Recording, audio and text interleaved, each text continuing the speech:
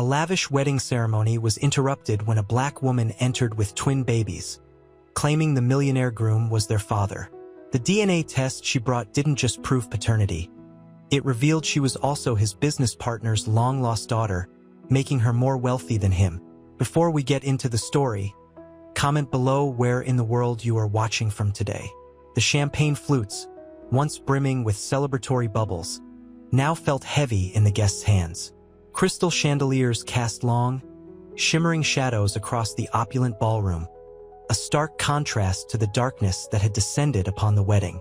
Julian Thorne, the groom, stood frozen, a sculpted statue of disbelief. His meticulously crafted composure had shattered, replaced by a raw, unmasked vulnerability. The scent of lilies, meant to symbolize purity, now mingled with the bitter tang of betrayal. Anya stood firm, her dark eyes unwavering as she held her twin infants close. The soft gurgling of the babies was a jarring counterpoint to the stunned silence. Her tailored suit, sharp and elegant, seemed to amplify her inner strength. She didn't flinch under the weight of 100 pairs of judging eyes. "I know this is unexpected," she said, her voice calm yet resonant, carrying over the hushed whispers. "But these are Julian's children, and I have proof." She produced a manila envelope, its crispness a stark contrast to the unfolding chaos. Victoria, her face a mask of icy fury, stared at Julian, her carefully applied makeup now smeared with tears. Her perfect updo had loosened, escaping the elegant grip of the pins, mirroring the unraveling of her meticulously planned future. The diamond tiara, a symbol of her ascension into the Thorne dynasty, felt heavy, suffocating. A single, guttural sob escaped her, the sound lost in the stunned silence. "It's not true," she breathed, her voice cracking. "It can't be." The unspoken accusation hung in the air, a suffocating cloud of disbelief and betrayal. The opulent ballroom, once a symbol of joy and promise, now felt like a gilded cage, trapping everyone in its suffocating reality. Anya unfurled the DNA test results, the crisp paper rustling like autumn leaves. The sterile white of the document clashed with the vibrant hues of the opulent ballroom, a symbol of the stark contrast between her reality and the shattered fairy tale unfolding around her. The air, thick with the scent of lilies and unspoken accusations, crackled with tension. Julian's eyes, usually sparkling with charisma, were now dull with shock, reflecting the glittering chandeliers like fractured mirrors. "The test proves paternity beyond doubt," Anya stated, her voice a calm counterpoint to the storm brewing around her. The twins, nestled in her arms, stirred, their soft gurgles a poignant soundtrack to the drama. One tiny hand reached up, grasping a strand of her hair, a small, innocent gesture amidst the chaos. Victoria's controlled fury finally snapped. A choked sob escaped her lips, the carefully constructed facade crumbling. Tears streamed down her face, mixing with the meticulously applied makeup, a tragic parody of a bride's graceful tears of joy. She stumbled back, her hand flying to her throat, the diamond tiara digging into her skin, a symbol of her lost crown. He lied to me," she whispered, the words laced with a bitter blend of disbelief and betrayal. Her voice, once a melodious soprano, was now raw with pain. Julian opened his mouth to speak, but no sound emerged. He looked at Anya, then at the babies and finally at Victoria, his expression a complex tapestry of guilt, shock, and a dawning understanding. The weight of his carefully constructed life, the opulent facade, felt suddenly flimsy and inadequate. The champagne flutes, abandoned on the tables, seemed to mock the celebratory mood that had vanished so swiftly. The opulent setting now felt like a prison, trapping him in the consequences of his choices. The shimmering lights seemed to dim, reflecting the darkness that had settled over his world.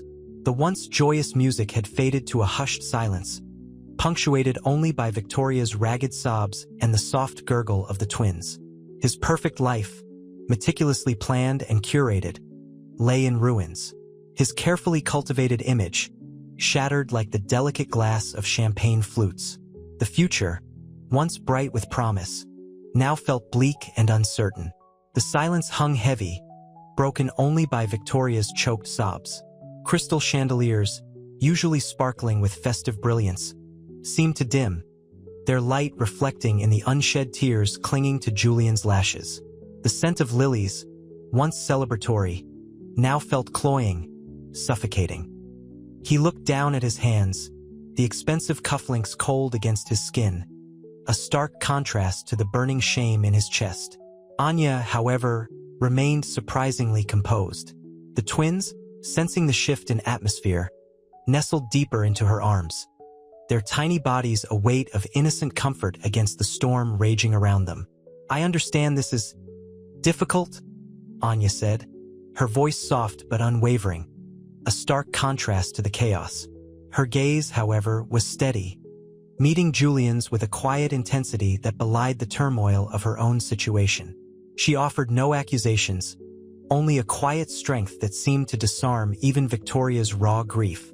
The air thrummed with unspoken questions, with the weight of secrets finally revealed. A subtle shift in the crowd signaled the arrival of Arthur Blackwood, Julian's business partner, a man whose imposing presence filled the room even before he spoke. His face, usually impassive, was etched with a mixture of shock and something akin to fear. He moved towards Julian, his steps deliberate, his eyes darting between Anya and the twins.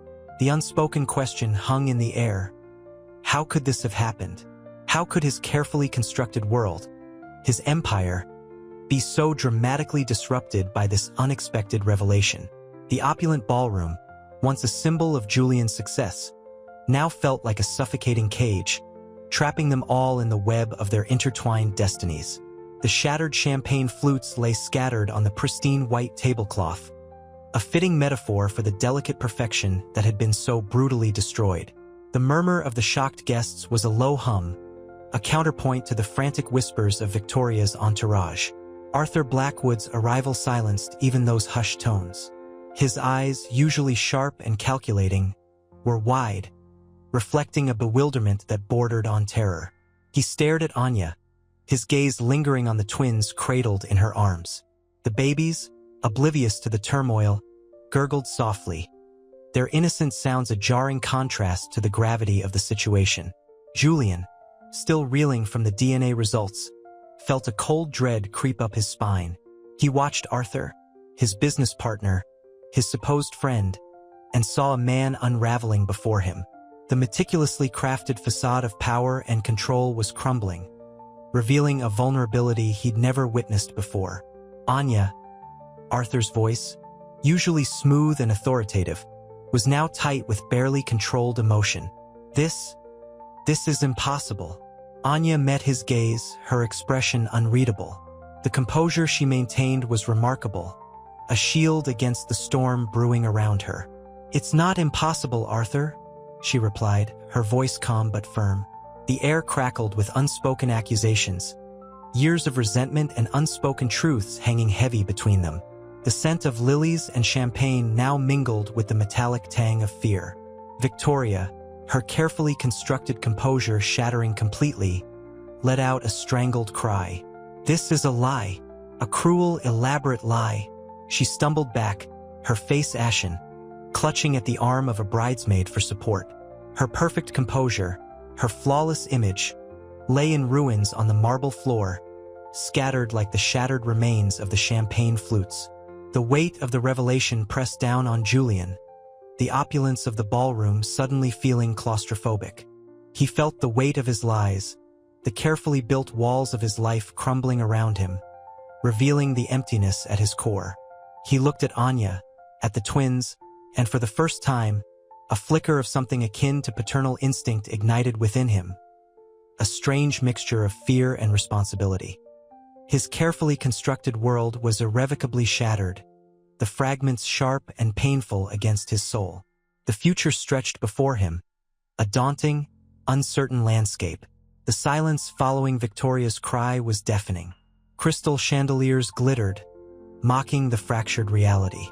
Anya, still cradling the twins, remained impassive, her gaze unwavering. The scent of lilies, sharp and cloying, battled with the metallic tang of fear clinging to the air. Julian felt the weight of the world pressing down. The opulent ballroom suddenly felt like a gilded cage. This changes everything, Julian finally breathed, his voice a threadbare whisper swallowed by the shocked silence. He felt a cold sweat prickling his skin, a stark contrast to the champagne that still clung to his palate, tasting suddenly bitter and acrid. He looked at Anya, at the tiny faces nestled against her chest, and the fragile tendrils of paternal instinct, so unexpectedly ignited, sent a jolt of fear and responsibility through him. Arthur, his face a mask of controlled fury, moved towards Anya, his steps measured, deliberate. "Show me the results," he commanded, his voice rougher than the usual silken tones. He extended a hand, his movements precise, betraying a barely concealed tremor. The hand, usually adorned with expensive rings, looked strangely bare. Anya handed him the sealed DNA report without a word. The small action, so simple yet so laden with consequence, hung in the air between them, a fragile bridge over a chasm of unspoken accusations. The twins gurgled, their innocent sounds a grotesque counterpoint to the brewing storm. Victoria, a crumpled heap of silk and despair, was being ushered away by her distraught bridesmaids, her cries muted now, swallowed by the suffocating silence. Arthur's eyes, as he scanned the document, darted between the lines, his usually impenetrable composure fracturing. He looked up, his gaze settling on Anya. His face was devoid of the usual cold calculation, now etched with a raw mixture of shock, guilt, and a flicker of something akin to recognition. He swallowed hard, the sound echoing in the oppressive stillness. "My daughter," he whispered, the words barely audible, lost in the vastness of the opulent room. The weight of decades of silence, of deliberate omission, pressed down on him. The carefully constructed walls of his life, much like Julian's, were beginning to crumble. The lavish wedding, once a symbol of his success, now felt like a cruel mockery of his life's failures. The air crackled with unspoken accusations. Crystal glasses, abandoned on pristine white linen, reflected the shocked faces of the guests. The scent of lilies, now cloying and suffocating, seemed to mirror the suffocating silence. Anya, her expression unreadable, held the twins closer, their tiny hands gripping her fingers. The weight of the revelation pressed down on her, a familiar burden made heavier by this unexpected validation. A tremor ran through her, not of fear, but of a quiet, simmering power. Arthur, his face a landscape of controlled fury slowly giving way to raw emotion, finally spoke, his voice a low rumble that resonated through the stunned silence. This is impossible," he breathed, the words laced with disbelief. He looked at Anya, his gaze lingering on her face, searching for a familiar echo in the woman who stood before him, a woman he hadn't known existed. He saw strength there, a quiet resilience etched into her features, a resilience that mirrored his own hardened exterior. Julian, his carefully constructed facade crumbling, felt a wave of nausea wash over him. The champagne he'd been drinking moments ago felt like poison now, the sweetness replaced by a bitter taste of regret. His eyes darted between Anya and Arthur, his mind reeling from the implications of this double-edged revelation. He looked at the twins, their innocent gazes mirroring his own turmoil, and a deep, unexpected well of paternal emotion stirred within him. Fear warred with a nascent protectiveness. Victoria, meanwhile, was a shattered statue, her carefully composed elegance dissolving into a heap of tears and whispered sobs. The bridesmaids, their own carefully crafted smiles now strained and forced, tried to comfort her, their efforts falling short in the face of such profound betrayal. The opulent ballroom, once a symbol of Julian's success, now felt like a mausoleum, cold and hollow. The weight of his carefully constructed life, his carefully chosen bride, all crumbled before the stark reality of his past. A past that had suddenly, violently, intersected with his meticulously planned future. The silence stretched, pregnant with unspoken words, the unspoken fears and the burgeoning weight of responsibility that settled heavily on three very different lives, forever intertwined. Anya's voice, though calm, carried the weight of years. "These results," she said, her hand trembling slightly as she offered the documents to a stunned Julian, "prove beyond any doubt that Julian Thorne is the father of these children. And," she paused, her gaze sweeping across the room, settling on a thunderstruck Arthur Blackwood. "They also prove that I am Arthur Blackwood's daughter."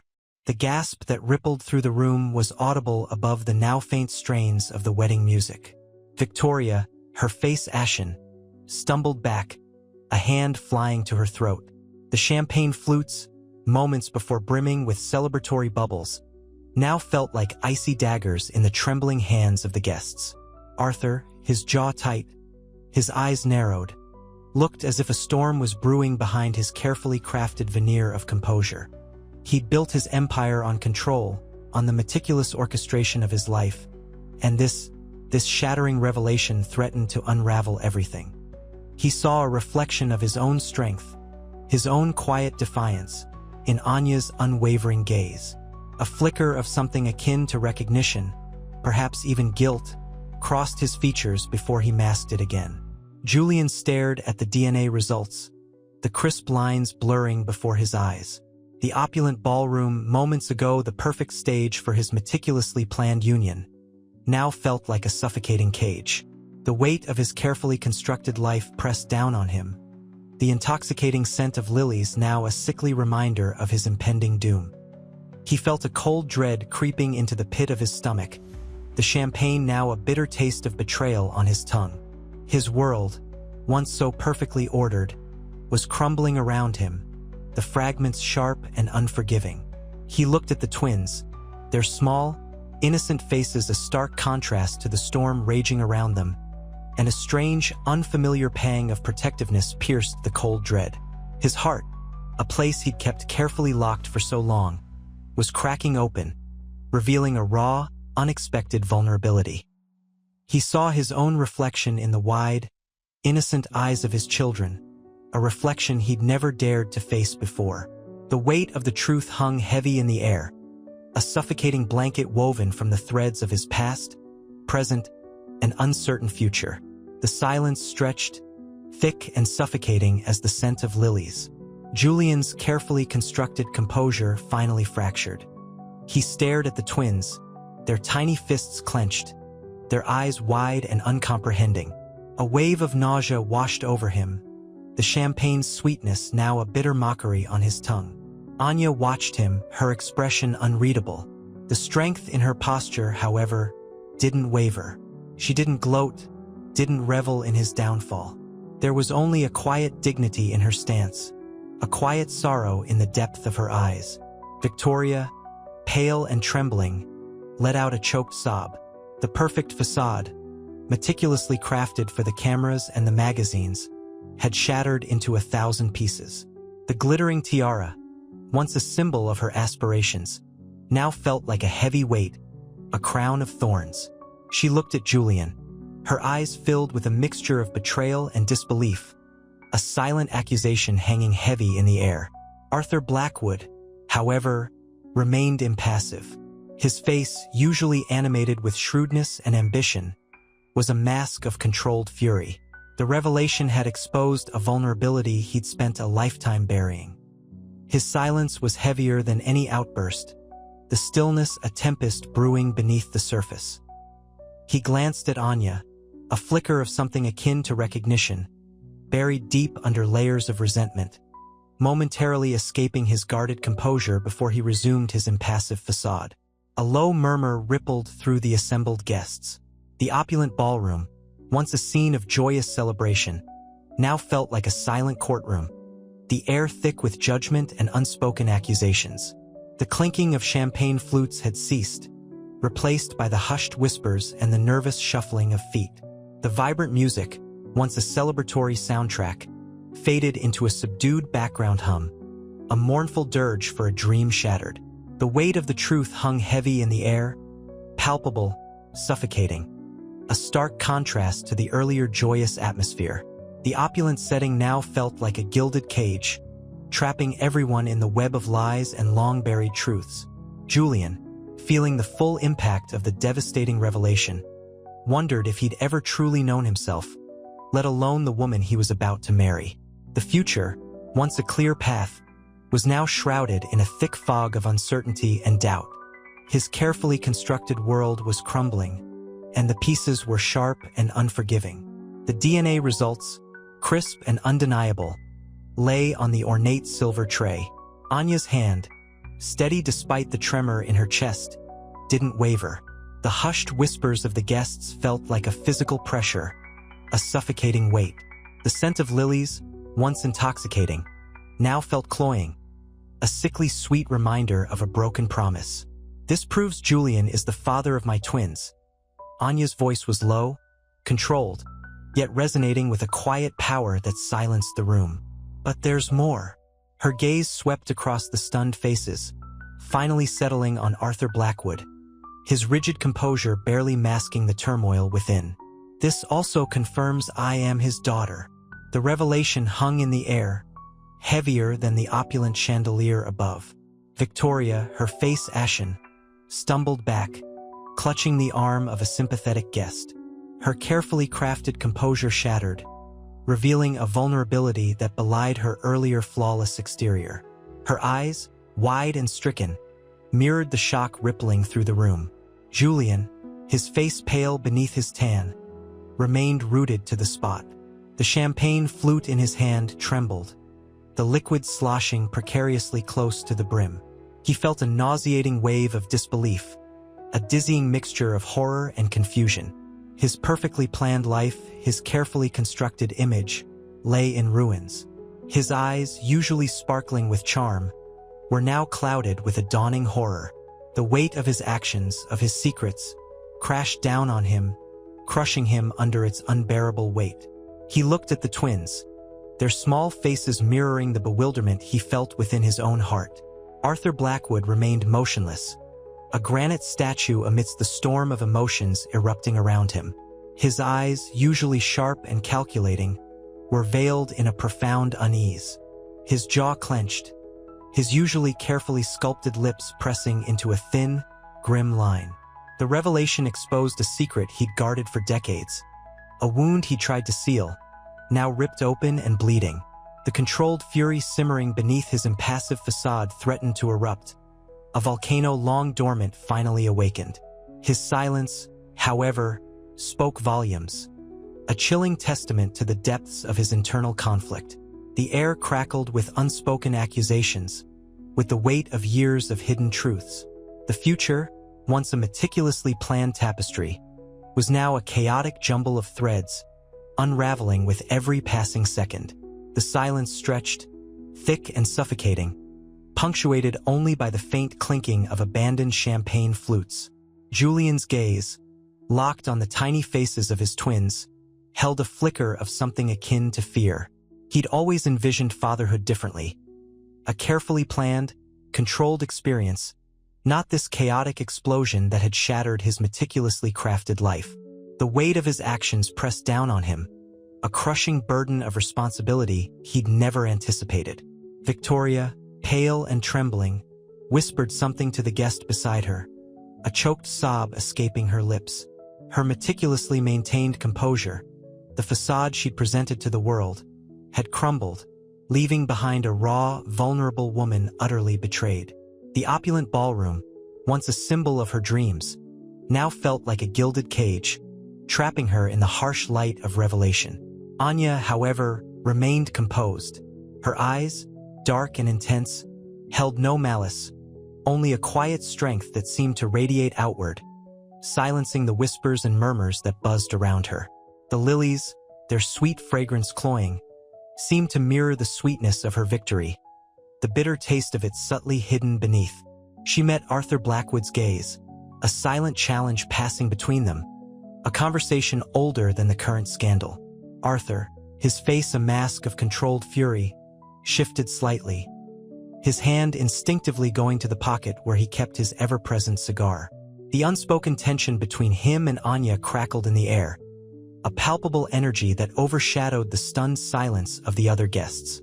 Decades of buried secrets, of carefully constructed lies, were now laid bare, threatening to consume them all. The opulent setting, with its shimmering chandeliers and plush velvet drapes, seemed to mock the raw emotions that filled the room, a stark contrast to the meticulously crafted illusion that had been shattered.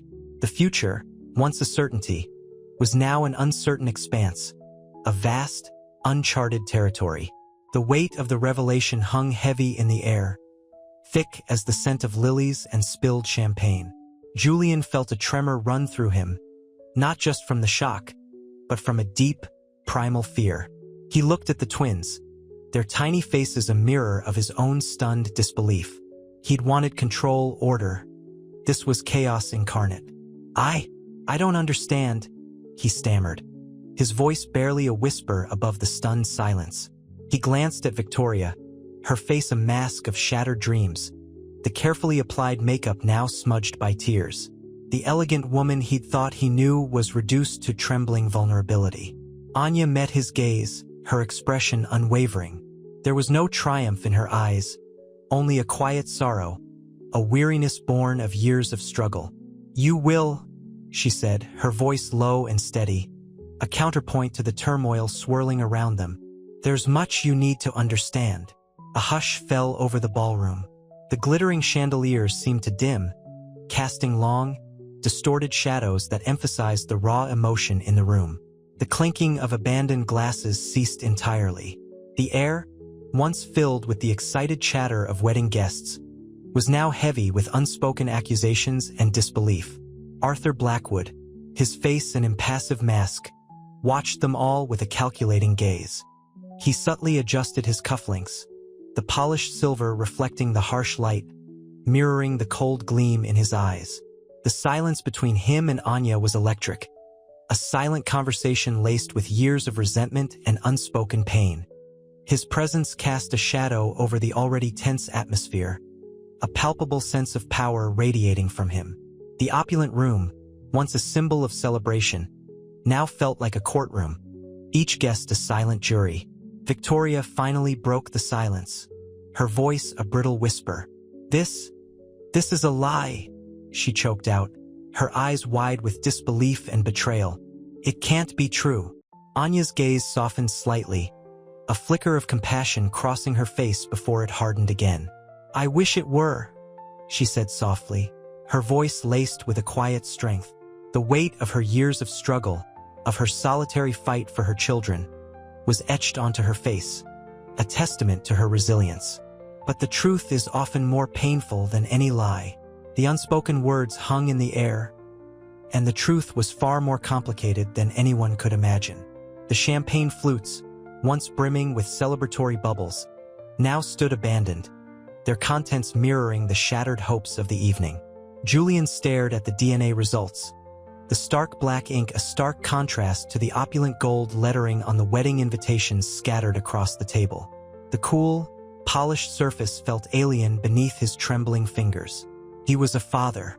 Two tiny humans, miniature reflections of his own features, existed somewhere in this world, and he hadn't known. Victoria's sobs were a ragged counterpoint to the stunned silence of the ballroom. Her carefully constructed world, built on ambition and privilege, lay in ruins.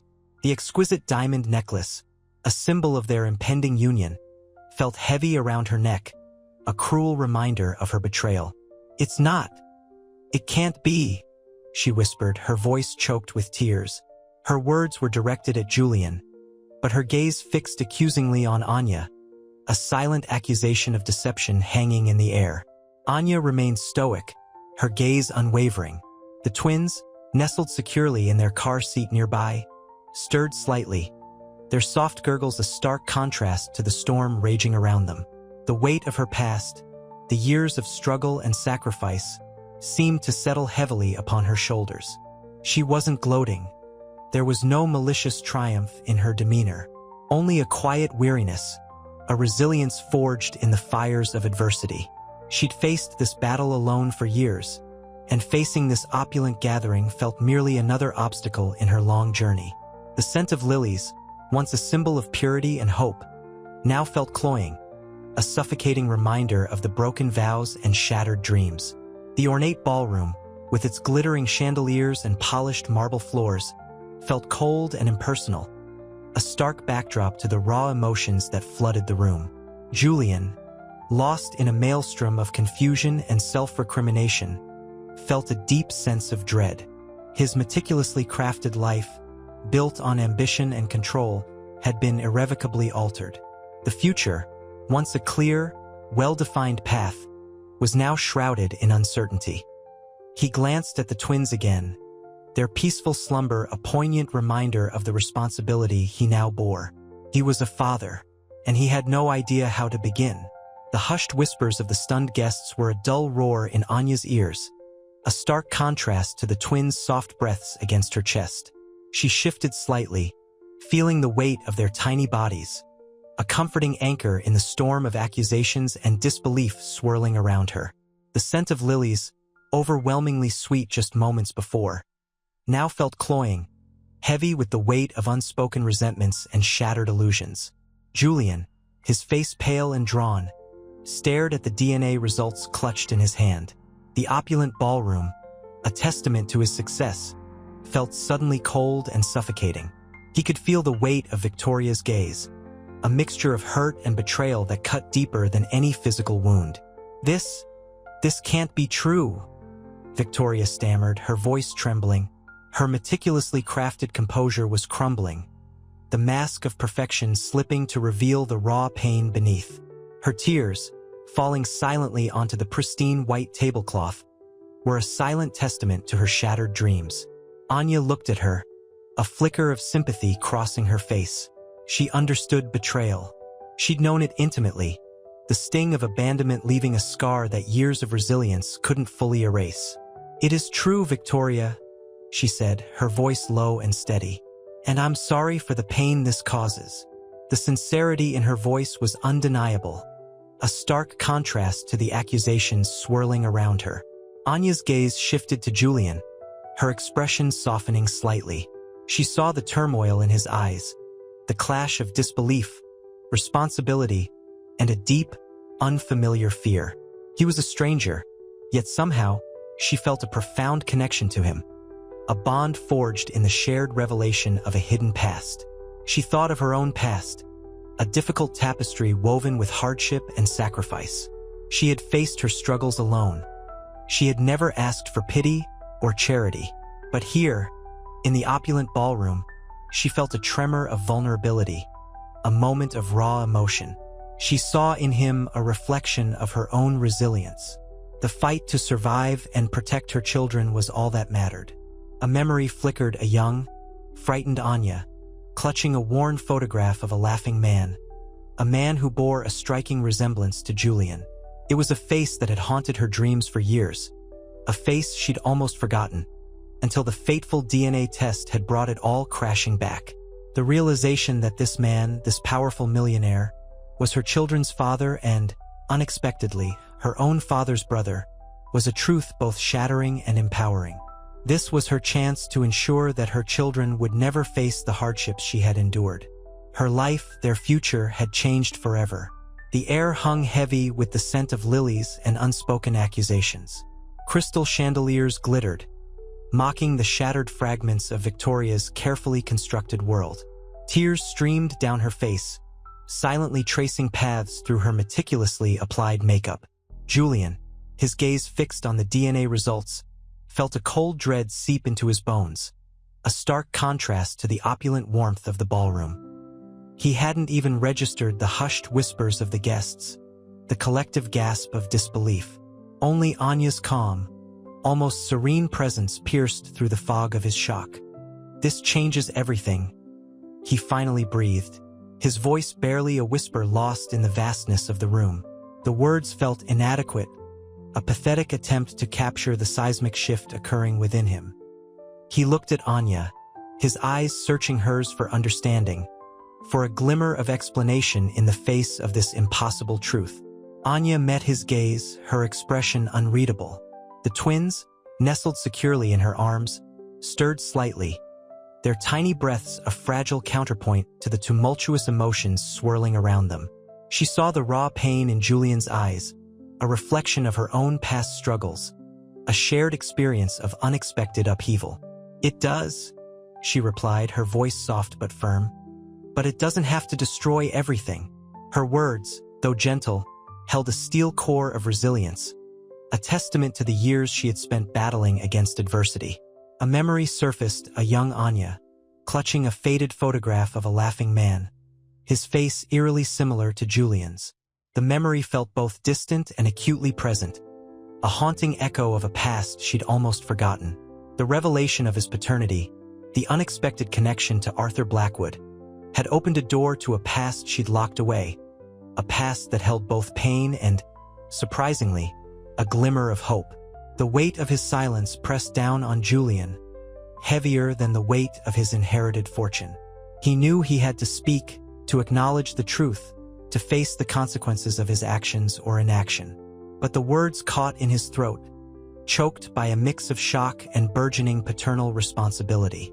The lavish wedding, a symbol of his carefully curated life, now felt like a grotesque parody, a mockery of the life that awaited him, a life he hadn't even known existed until this moment.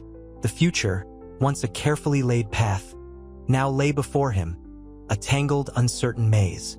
The silence stretched, thick and suffocating as the scent of lilies. Crystal shards glittered on the marble floor, mirroring the fractured state of Julian's carefully constructed world. He felt Anya's unwavering gaze, a silent challenge amidst the stunned whispers of the guests. The weight of unspoken accusations hung heavier than the opulent chandeliers. Victoria, a ghost of her former radiant self, sank onto a plush velvet chair, her sobs muffled by the luxurious fabric. Julian saw the carefully crafted facade crumble, revealing a vulnerability he hadn't recognized, hadn't wanted to see. Guilt twisted in his gut, a bitter counterpoint to the shock. Anya shifted the twins, their tiny fists clenched, mirroring the turmoil around them. Their soft sighs were a stark contrast to the dramatic unfolding of events. She met Julian's gaze again, her expression softening slightly. "This isn't just about me," she said, her voice low but steady. "Or Victoria, or even you, Julian. It's about them." She gestured towards the sleeping infants.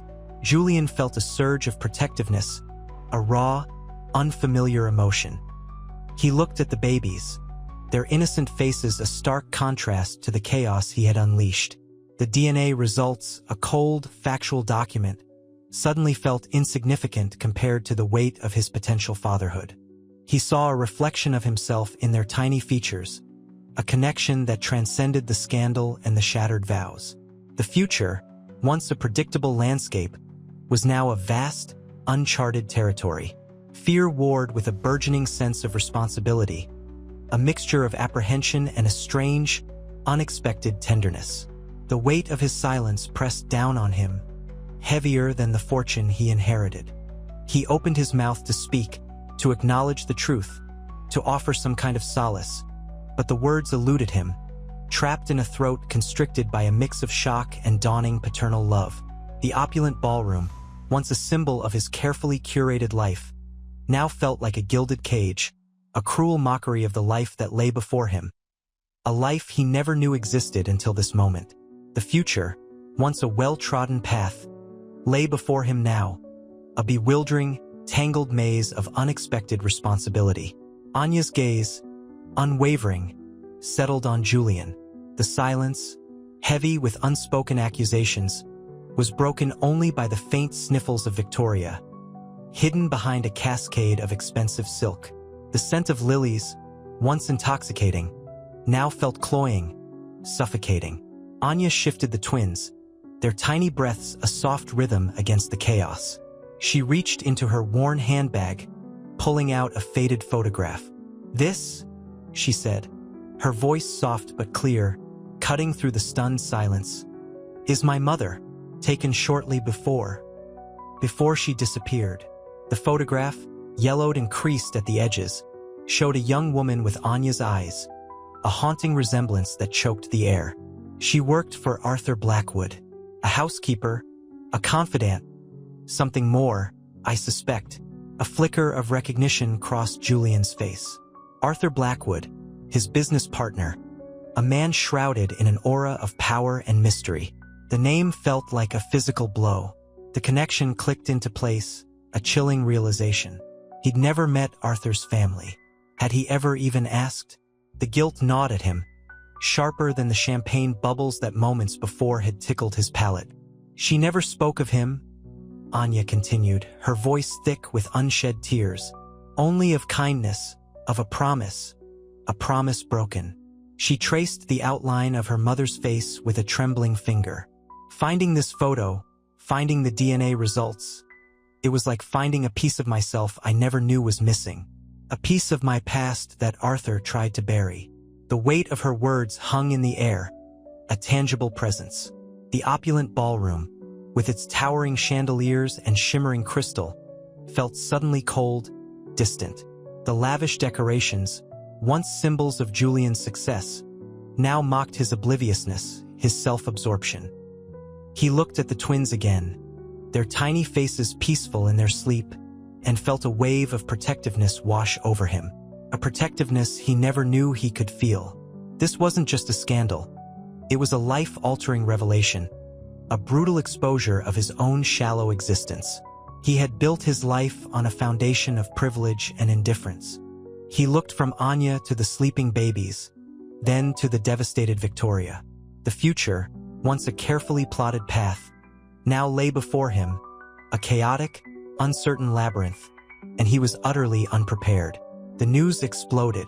Headlines screamed of Millionaire's secret family, wedding day disaster, and DNA shocker. Julian's carefully cultivated image shattered like a dropped crystal goblet. His face, usually radiating charm, was now etched with a weariness beyond his years. The flashing cameras, the relentless questioning, the judgment in every whispered comment. It was a relentless assault.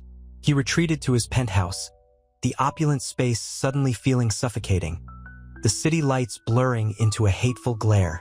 The champagne wishes and caviar dreams were replaced by the bitter taste of betrayal and the crushing weight of reality. His phone buzzed incessantly, a symphony of condemnation and curiosity. He silenced it, the silence only amplifying the roar in his ears. He stared at a photograph of himself and Victoria, their smiles frozen in a moment of manufactured bliss, a jarring contrast to the raw turmoil inside him. Victoria's silence was deafening, a chasm between them wider than any ocean. Anya, meanwhile, was navigating a different kind of storm. The media's relentless pursuit felt intrusive, their hungry gaze stripping her of her dignity.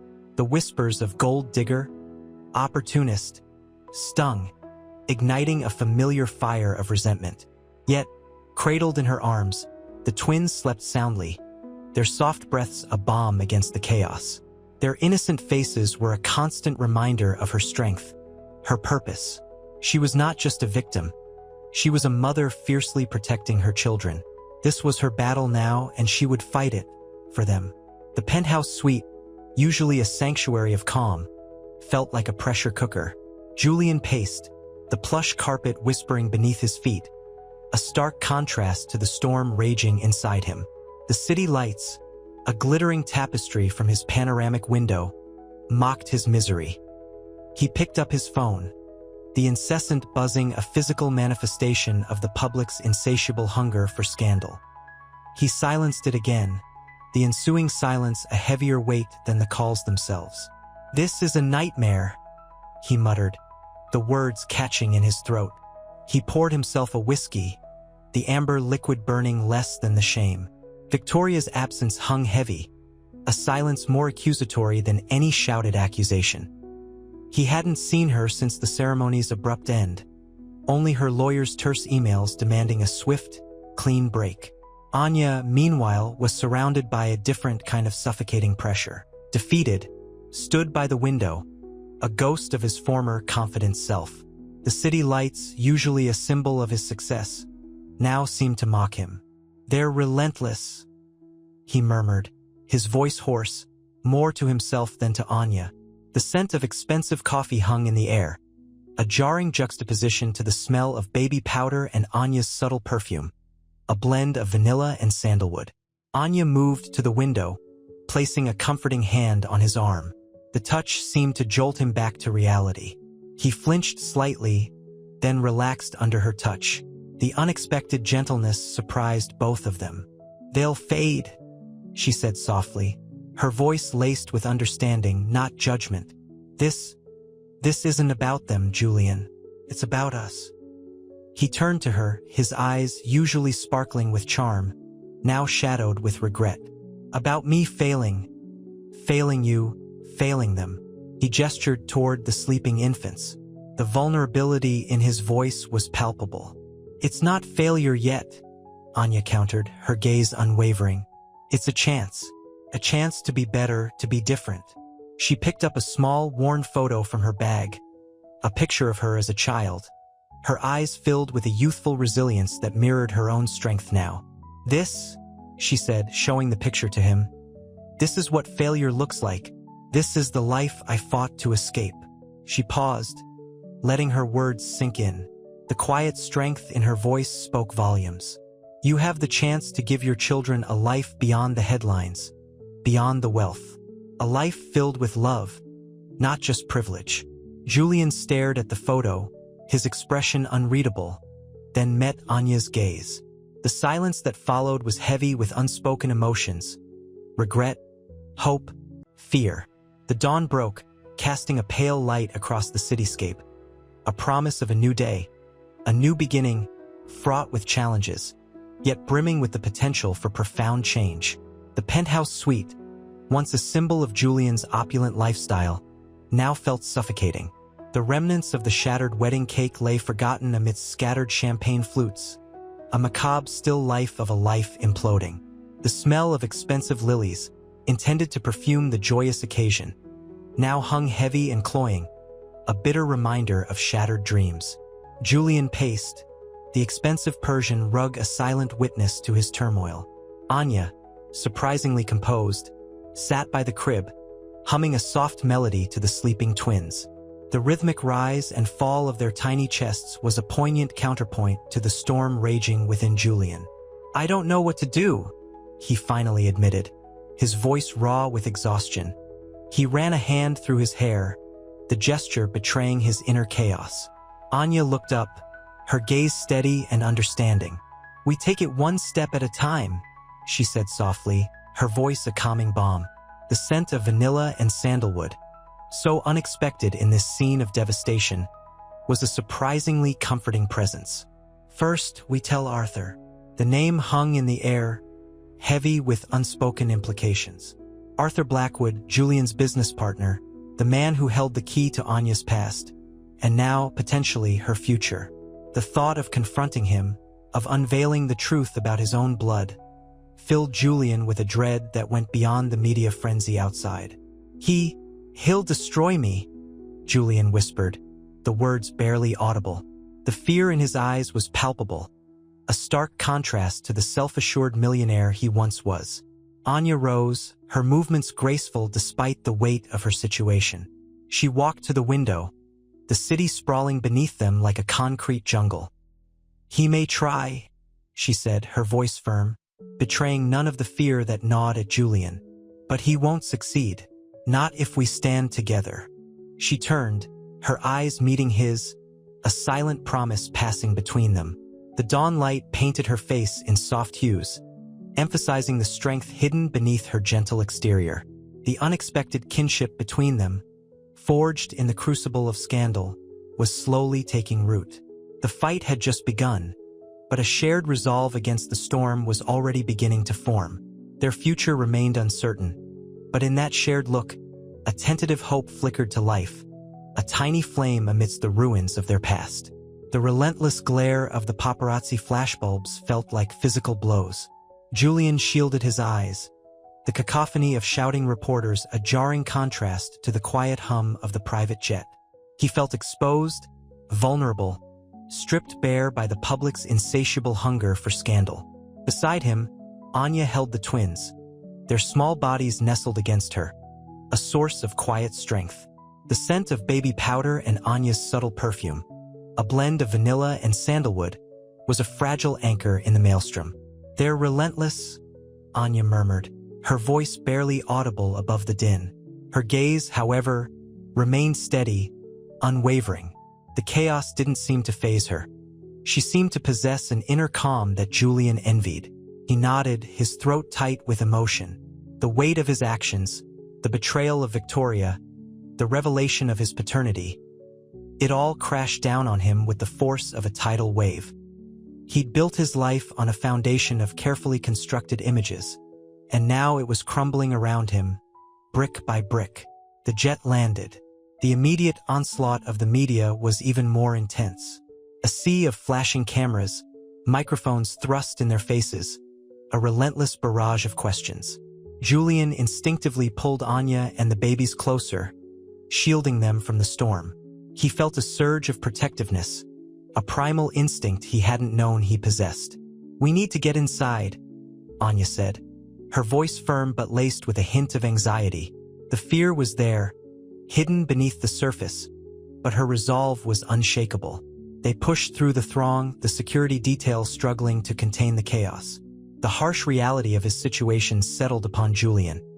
His carefully crafted world, his reputation, his carefully chosen life, all shattered by a single, explosive truth. The opulent world he inhabited had turned hostile, ready to devour him whole. Yet, in the midst of the turmoil, a sense of unexpected calm emanated from Anya, a resilient strength that surprised and captivated Julian. The chaos outside was a stark contrast to the quiet haven awaiting them, a temporary sanctuary against the media storm. Yet the shadows of the future and the confrontation with Arthur loomed heavy in the air. The journey had begun. The penthouse suite felt like a gilded cage. Anya paced, the plush carpet muffling her steps, the city lights a blurry backdrop to her inner turmoil. The scent of expensive lilies, usually a comfort, now felt suffocating. She clutched the DNA results, the crisp paper a stark contrast to the trembling in her hands. The weight of it all, the revelation, the confrontation looming, pressed down on her. A sharp knock echoed through the room. "Come in," Anya called, her voice strained. Arthur Blackwood entered, his tailored suit impeccable, his face a mask of controlled composure. Yet, the slight tremor in his hand betraying the carefully constructed facade. He carried himself with an air of power, but his eyes held a flicker of something else. Apprehension? Guilt? "Anya," he began, his voice a low rumble. This is quite a situation." Anya stopped pacing, her gaze unwavering. "Quite a situation? You abandoned me, Arthur. Abandoned me and my mother. You knew about me, you knew about my existence. This isn't just a situation. It's a lifetime of neglect, of stolen opportunities, of a childhood scarred by your absence." Each word was a carefully aimed dart, piercing the carefully crafted armor he wore. The silence hung heavy, thick with unspoken accusations and a lifetime of suppressed emotions. Arthur flinched, the composure cracking. He ran a hand through his silver hair, the gesture revealing a vulnerability that was both surprising and unsettling. I had my reasons," he mumbled, his voice barely above a whisper. The words felt inadequate, pathetic, against the weight of her accusations. "Reasons?" Anya's voice was sharp, laced with bitter irony. "What reasons could possibly justify abandoning your own flesh and blood?" Her eyes, usually warm and expressive, burned with a cold intensity. She saw the struggle in his eyes, the guilt gnawing at his conscience. And yet, a part of her yearned for understanding, for a sliver of remorse that transcended mere regret. He looked at the DNA results lying on the table, a silent testament to their shared history. The opulent surroundings, once a symbol of his success, now felt out of place, almost vulgar against the raw emotion flooding the room. He opened his mouth to speak, to offer some explanation, some justification, but the words seemed to catch in his throat. The weight of his past actions, the years of denial, the echoes of his abandoned daughter's accusations pressed down on him, heavy and suffocating. The opulent penthouse suddenly felt claustrophobic, the heavy silence more unbearable than the accusations themselves. Anya's words hung in the air, sharp and unforgiving. The scent of lilies, intensified by the confined space, felt cloying, mirroring the suffocating weight of Arthur's guilt. He swallowed, the lump in his throat a physical manifestation of his unspoken apologies. The city lights, a glittering spectacle from the panoramic window, seemed to mock the darkness swirling within him. He ran a hand over his face, the rough texture of his expensive suit a small comfort against the storm raging inside. I was young, Anya, he finally managed, his voice a low tremor against the opulence. Confused, scared. Anya's laughter was brittle, devoid of mirth. Scared or selfish? You built an empire, Arthur. Yet, you couldn't find the courage to acknowledge your own daughter. She gestured to the DNA results, the paper crisp and unforgiving. He looked at them, the stark black lettering a stark reminder of his past failings. The weight of his actions pressed down on him, the years of denial a suffocating blanket. He saw not just a document, but a reflection of his cowardice, his selfishness, his profound lack of judgment. I made mistakes, he admitted, his voice barely a whisper. Terrible mistakes. I was involved with someone else. Your mother. She was difficult. Anya's gaze softened slightly, a flicker of understanding crossing her face, despite the years of bitterness. Difficult? She was a young, terrified single mother, struggling to make ends meet while carrying your child. She deserved your support, Arthur. We both did. Tears welled in her eyes, a mixture of pain and long-suppressed rage. The anger remained, but a crack had formed, a space for something else to grow. Arthur moved closer, the distance between them lessening with every word. The opulent penthouse, a symbol of his success, suddenly felt inconsequential, a shell against the raw vulnerability that had finally pierced through his carefully constructed facade. He reached out, his hand trembling as he extended it towards her. It wasn't a gesture of reconciliation, not yet, but an offering of acknowledgement, a plea for understanding. Let me try to make amends, he whispered, his voice thick with emotion.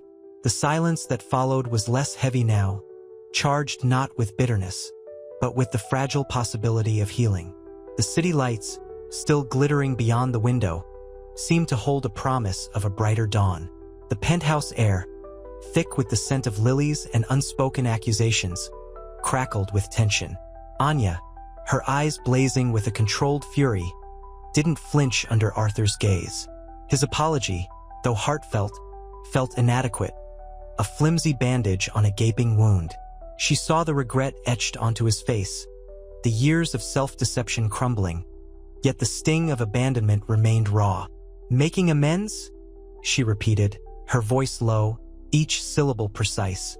After all this time? After the years of silence, the unanswered letters, the crushing poverty? Your amends are a drop in the ocean of what you've taken from me.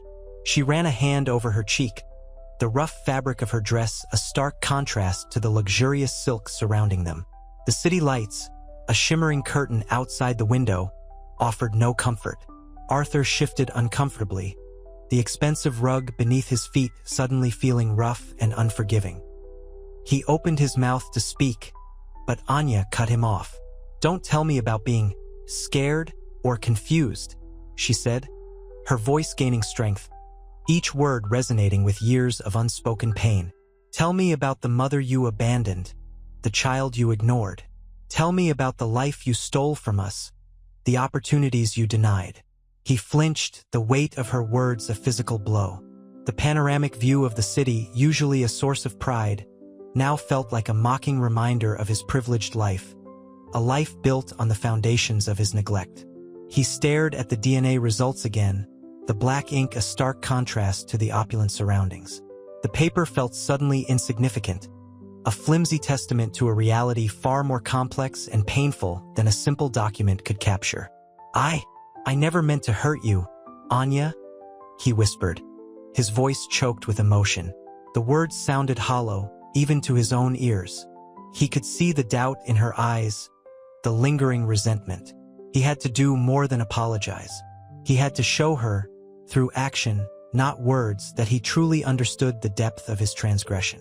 Anya's gaze softened imperceptibly, a flicker of something akin to empathy crossing her face. The years of bitterness hadn't erased the familial connection, buried deep beneath layers of hurt and anger. It was a fragile thing, this potential for healing easily shattered.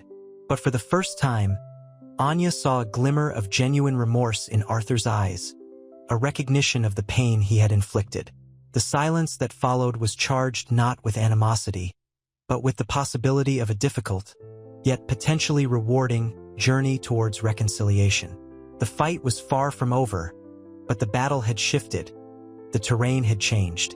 The sterile scent of antiseptic lingered in the air of the hospital nursery, a stark contrast to the opulent lilies that had adorned his wedding just days ago.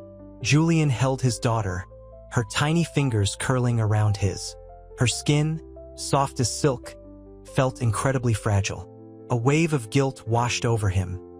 Guilt for the life he hadn't known existed, the life he'd almost destroyed. He'd expected anger, resentment, but Anya's quiet strength in the face of his betrayal had humbled him. He watched her, across the room, holding their son, the sunlight catching the gold in her skin, highlighting the resilience in her eyes. It was a resilience he hadn't possessed. He saw it now, the strength she'd needed to survive, the sacrifices she'd made. Anya wasn't just a woman who'd crashed his perfect life. She was a mother, a survivor, a woman fighting for her children against a world that had repeatedly underestimated her. A wave of self-disgust washed over him. He'd been so blinded by his own ambitions, so consumed by his own anxieties. He hadn't seen her, hadn't seen the strength and grace that shone through her even in the midst of his callous indifference. He approached her cautiously, the tiny bundle in his arms a shield, a testament to his newfound responsibility. "They're beautiful," he whispered, his voice hoarse with emotion. The words felt inadequate, pathetic even, against the magnitude of his past mistakes. Anya offered a small, weary smile, her eyes still holding a flicker of the fire that had ignited that tumultuous day at the altar. "They are," she replied, her voice soft. "They deserve a better father than the one you were." The words, though laced with pain, weren't accusatory. They were a statement of fact, a quiet acknowledgement of his failings. He looked down at his daughter, her peaceful slumber a fragile respite from the chaos he'd unleashed. The weight of his past actions settled upon him, heavy and inescapable.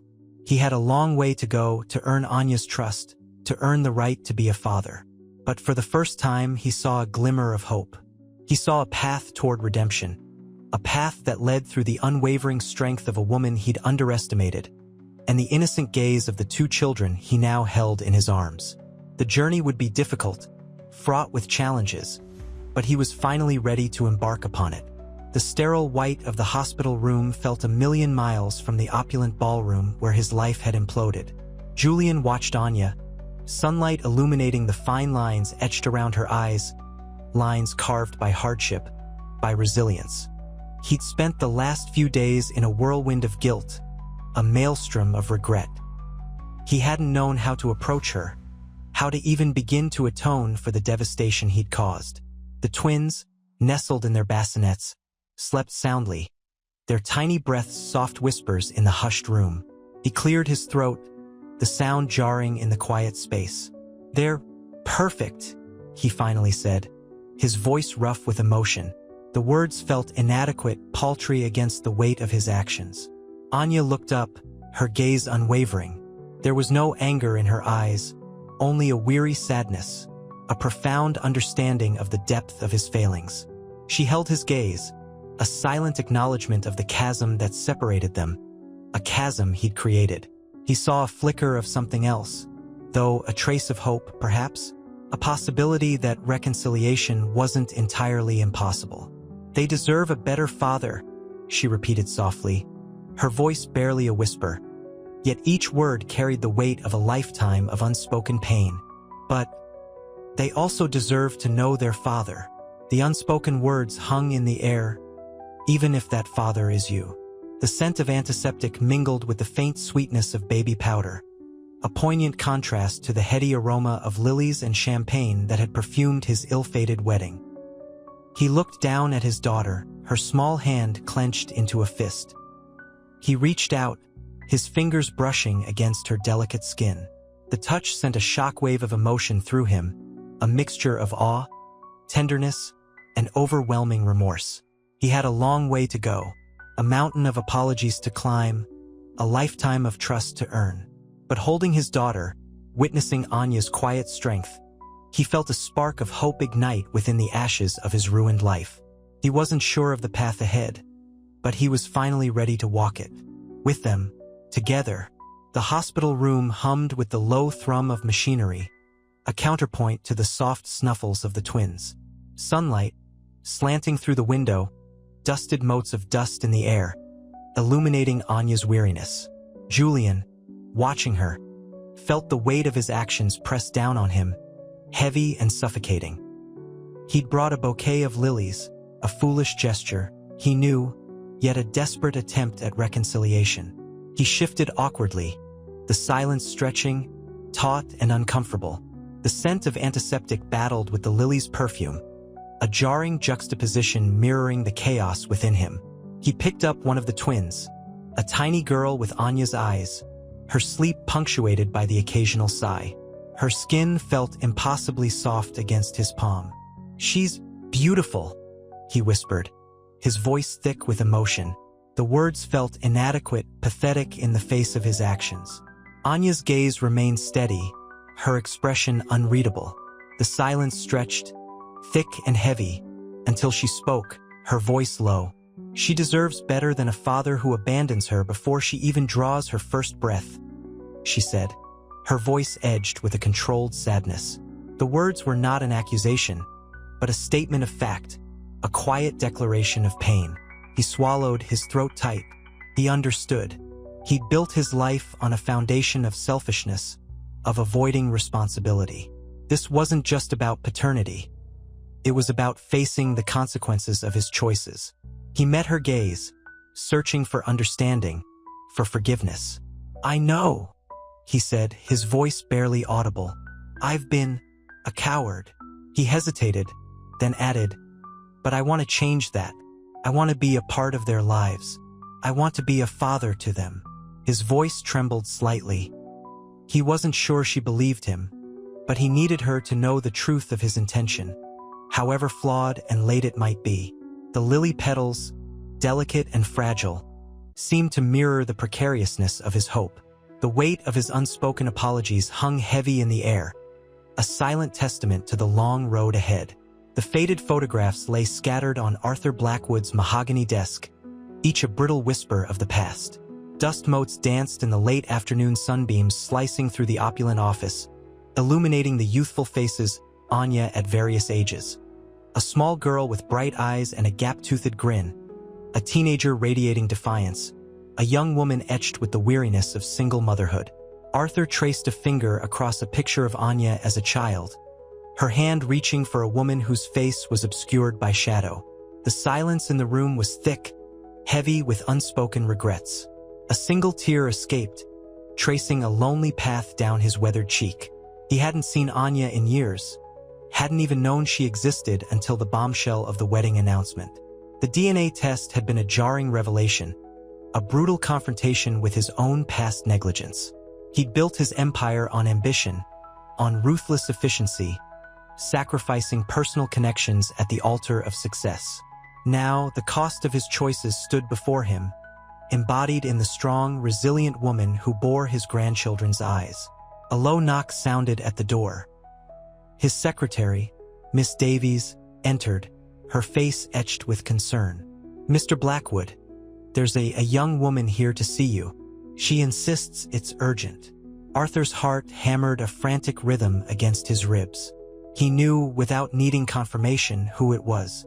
He nodded curtly, his voice tight. "Send her in." Anya entered, her gaze unwavering, her shoulders squared with a quiet strength. The years hadn't softened the sharp angles of her face, only deepened the lines etched by hardship and determination. The scent of lilies, faintly familiar, clung to her. The same lilies Julian had brought to the hospital. The memory sent a pang of guilt through Arthur. He'd created this fractured family, this cascade of pain. The air crackled with unshed tears and unspoken accusations. The silence stretched, punctuated only by the faint ticking of an antique clock on the wall. Finally, Anya spoke, her voice low but firm, each word carrying the weight of a lifetime of unspoken hurts. "It's not about the money, Father," she began, the word father hanging heavy in the air, both a declaration and a question. "It's about knowing why." The mahogany desk felt cold beneath Anya's fingertips as she sat opposite Arthur. The scent of old leather and expensive cigars filled the air, a stark contrast to the lilies she'd carried, a silent offering of peace. Sunlight streamed through the tall windows, illuminating the dust motes dancing in the golden rays, a miniature, poignant ballet of forgotten moments. Arthur's face, etched with the map of a life lived ruthlessly, held a flicker of something akin to fear beneath the controlled composure. "It's not about the money, Father," Anya repeated, her voice low, steady, each syllable carrying the weight of years of unspoken resentment. The word hung between them, a fragile bridge across a chasm of neglect. Arthur cleared his throat, the sound raspy, betraying his inner turmoil. He picked up a photograph of Anya as a child, her small hand reaching for a shadowy figure. He'd never been good with words, never learned to express the complicated cocktail of emotions churning within him. Guilt, regret, a surprising surge of affection. They warred for dominance within him. "Anya, he began, his voice cracking, the words caught in his throat, a dam of unspoken apologies threatening to break. He saw the guarded expression in her eyes, the subtle flinch when he touched the photograph, a physical manifestation of the emotional distance between them. "I understand that you needed to prove to yourself that I was your daughter." Anya's voice was softer now, laced with a weary understanding. "But I also need you to understand my need to reconcile this past, to understand why you left." She paused, watching his reaction, searching for any sign of genuine remorse. The silence stretched, punctuated only by the faint tick-tock of the antique clock, each second a hammer blow against Arthur's composure. He looked at her, really looked at her, seeing the strength, the resilience, the quiet dignity she'd cultivated through years of struggle. He saw the woman he'd abandoned, the daughter he'd denied, and a profound wave of sorrow washed over him. "There's no excuse, Anya," he finally said, his voice hoarse. "I made mistakes, terrible mistakes. I was lost." He picked up another photograph, this one showing a younger Anya clutching a worn teddy bear. The memory of her young face and that well-loved bear flooded back, jarring him with a force that shook his carefully constructed world. He hadn't known about her struggles, had imagined a life of ease afforded by his wealth. The harsh reality of her sacrifices, her courage, cut him to the core. "I'll do whatever it takes to make it up to you." He looked into her eyes. For the first time, he saw in them not anger or resentment, but a flicker of hope. He had lost her years ago. He wasn't sure he deserved to win her back, but he would try. The faded photographs lay scattered across Arthur's mahogany desk like fallen leaves, each one a brittle testament to a life lived in shadows.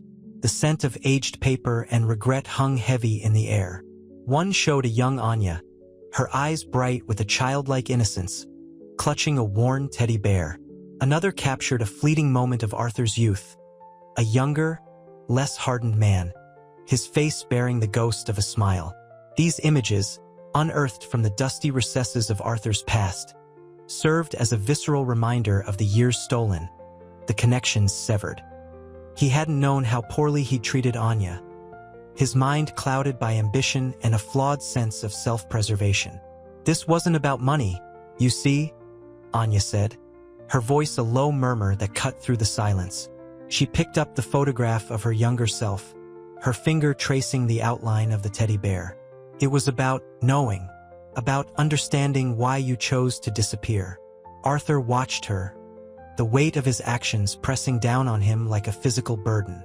The years of detachment, the carefully constructed wall of self-protection, crumbled under the weight of her gaze.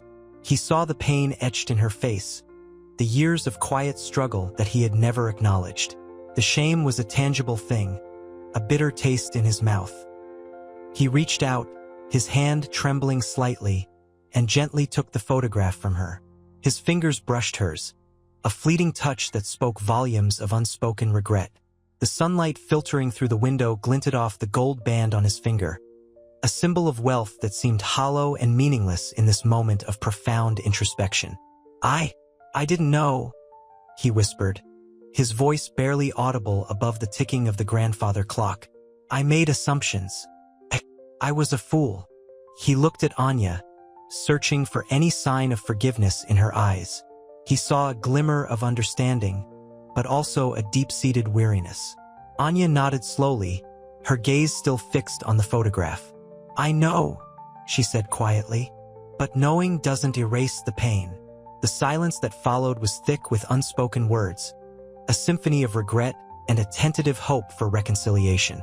The air crackled with a fragile tension, the unspoken questions hanging heavy between them, a silent promise of a long, difficult road ahead.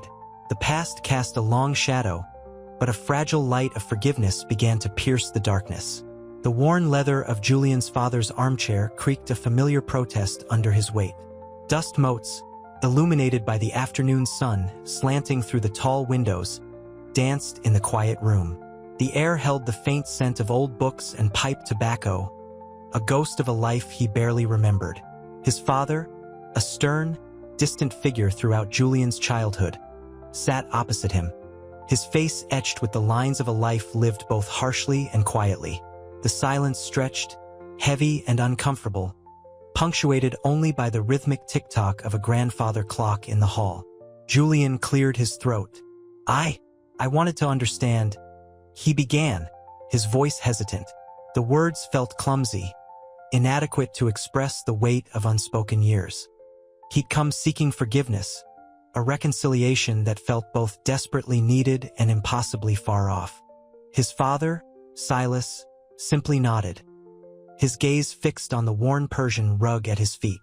"Understanding doesn't erase the hurt, Julian," he said, his voice raspy, each word measured and deliberate. "Your mother, she never stopped hoping you'd reach out." A flicker of pain, a ghost of a tear, glistened in the corner of his eye. The decades of distance melted away in that single, vulnerable moment. Julian swallowed, the lump in his throat tightening. He'd built walls around his heart, carefully constructed defenses against vulnerability. Now, in this quiet room, those walls felt brittle, crumbling under the weight of regret and the yearning for connection. He confessed his failings, the emotional detachment that had defined his relationships, the arrogance that had blinded him to the needs of others. He spoke of Anya, of the twins, of the profound shift in his perspective, his voice growing stronger with each confession. Silas listened patiently, his expression shifting subtly as Julian spoke. When Julian finished, a long silence descended, broken only by the ticking clock.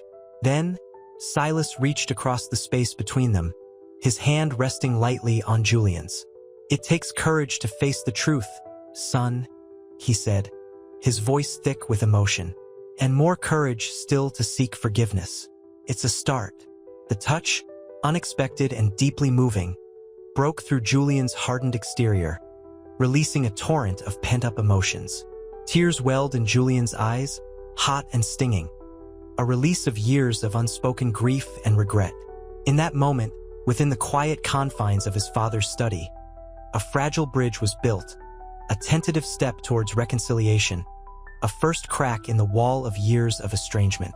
The afternoon sun cast long shadows across Anya's sprawling new estate, a stark contrast to the cramped apartment she'd once called home. The air, thick with the scent of jasmine and freshly cut grass, did little to soothe the turmoil within her.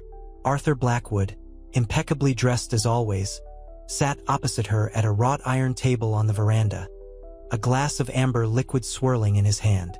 The silence between them hummed with unspoken accusations and simmering resentment. "You wanted to see me, Anya?" Arthur finally broke the silence, his voice smooth but devoid of warmth. Anya met his gaze, her own eyes shimmering with unshed tears. "You knew," she said, her voice low and steady. "You knew about me all along." The words hung heavy in the air, laced with years of unspoken pain. Arthur sighed, a weary sound that spoke volumes about the burden he carried. Yes, Anya, I knew. He swirled the liquid in his glass, avoiding her eyes. My actions, they were unforgivable. I was a fool, driven by ambition and fear. The confession, though expected, still stung. Anya's fingers tightened around her iced tea glass. Fear of what? She asked, her voice barely a whisper. The years of hardship, the sacrifices, the relentless struggle to provide for her twins. It all came crashing down in this single, agonizing question. The clinking of ice against glass was the only sound in the oppressive stillness. Arthur looked up, his eyes revealing a vulnerability she hadn't seen before. Fear of jeopardizing everything I'd built, he admitted, his voice rough with emotion. I was young, selfish. I believed I was protecting you in a twisted way. But I was wrong, so terribly wrong. He paused, taking a long sip of his drink, before continuing. I've spent years regretting my decisions, yearning to make amends.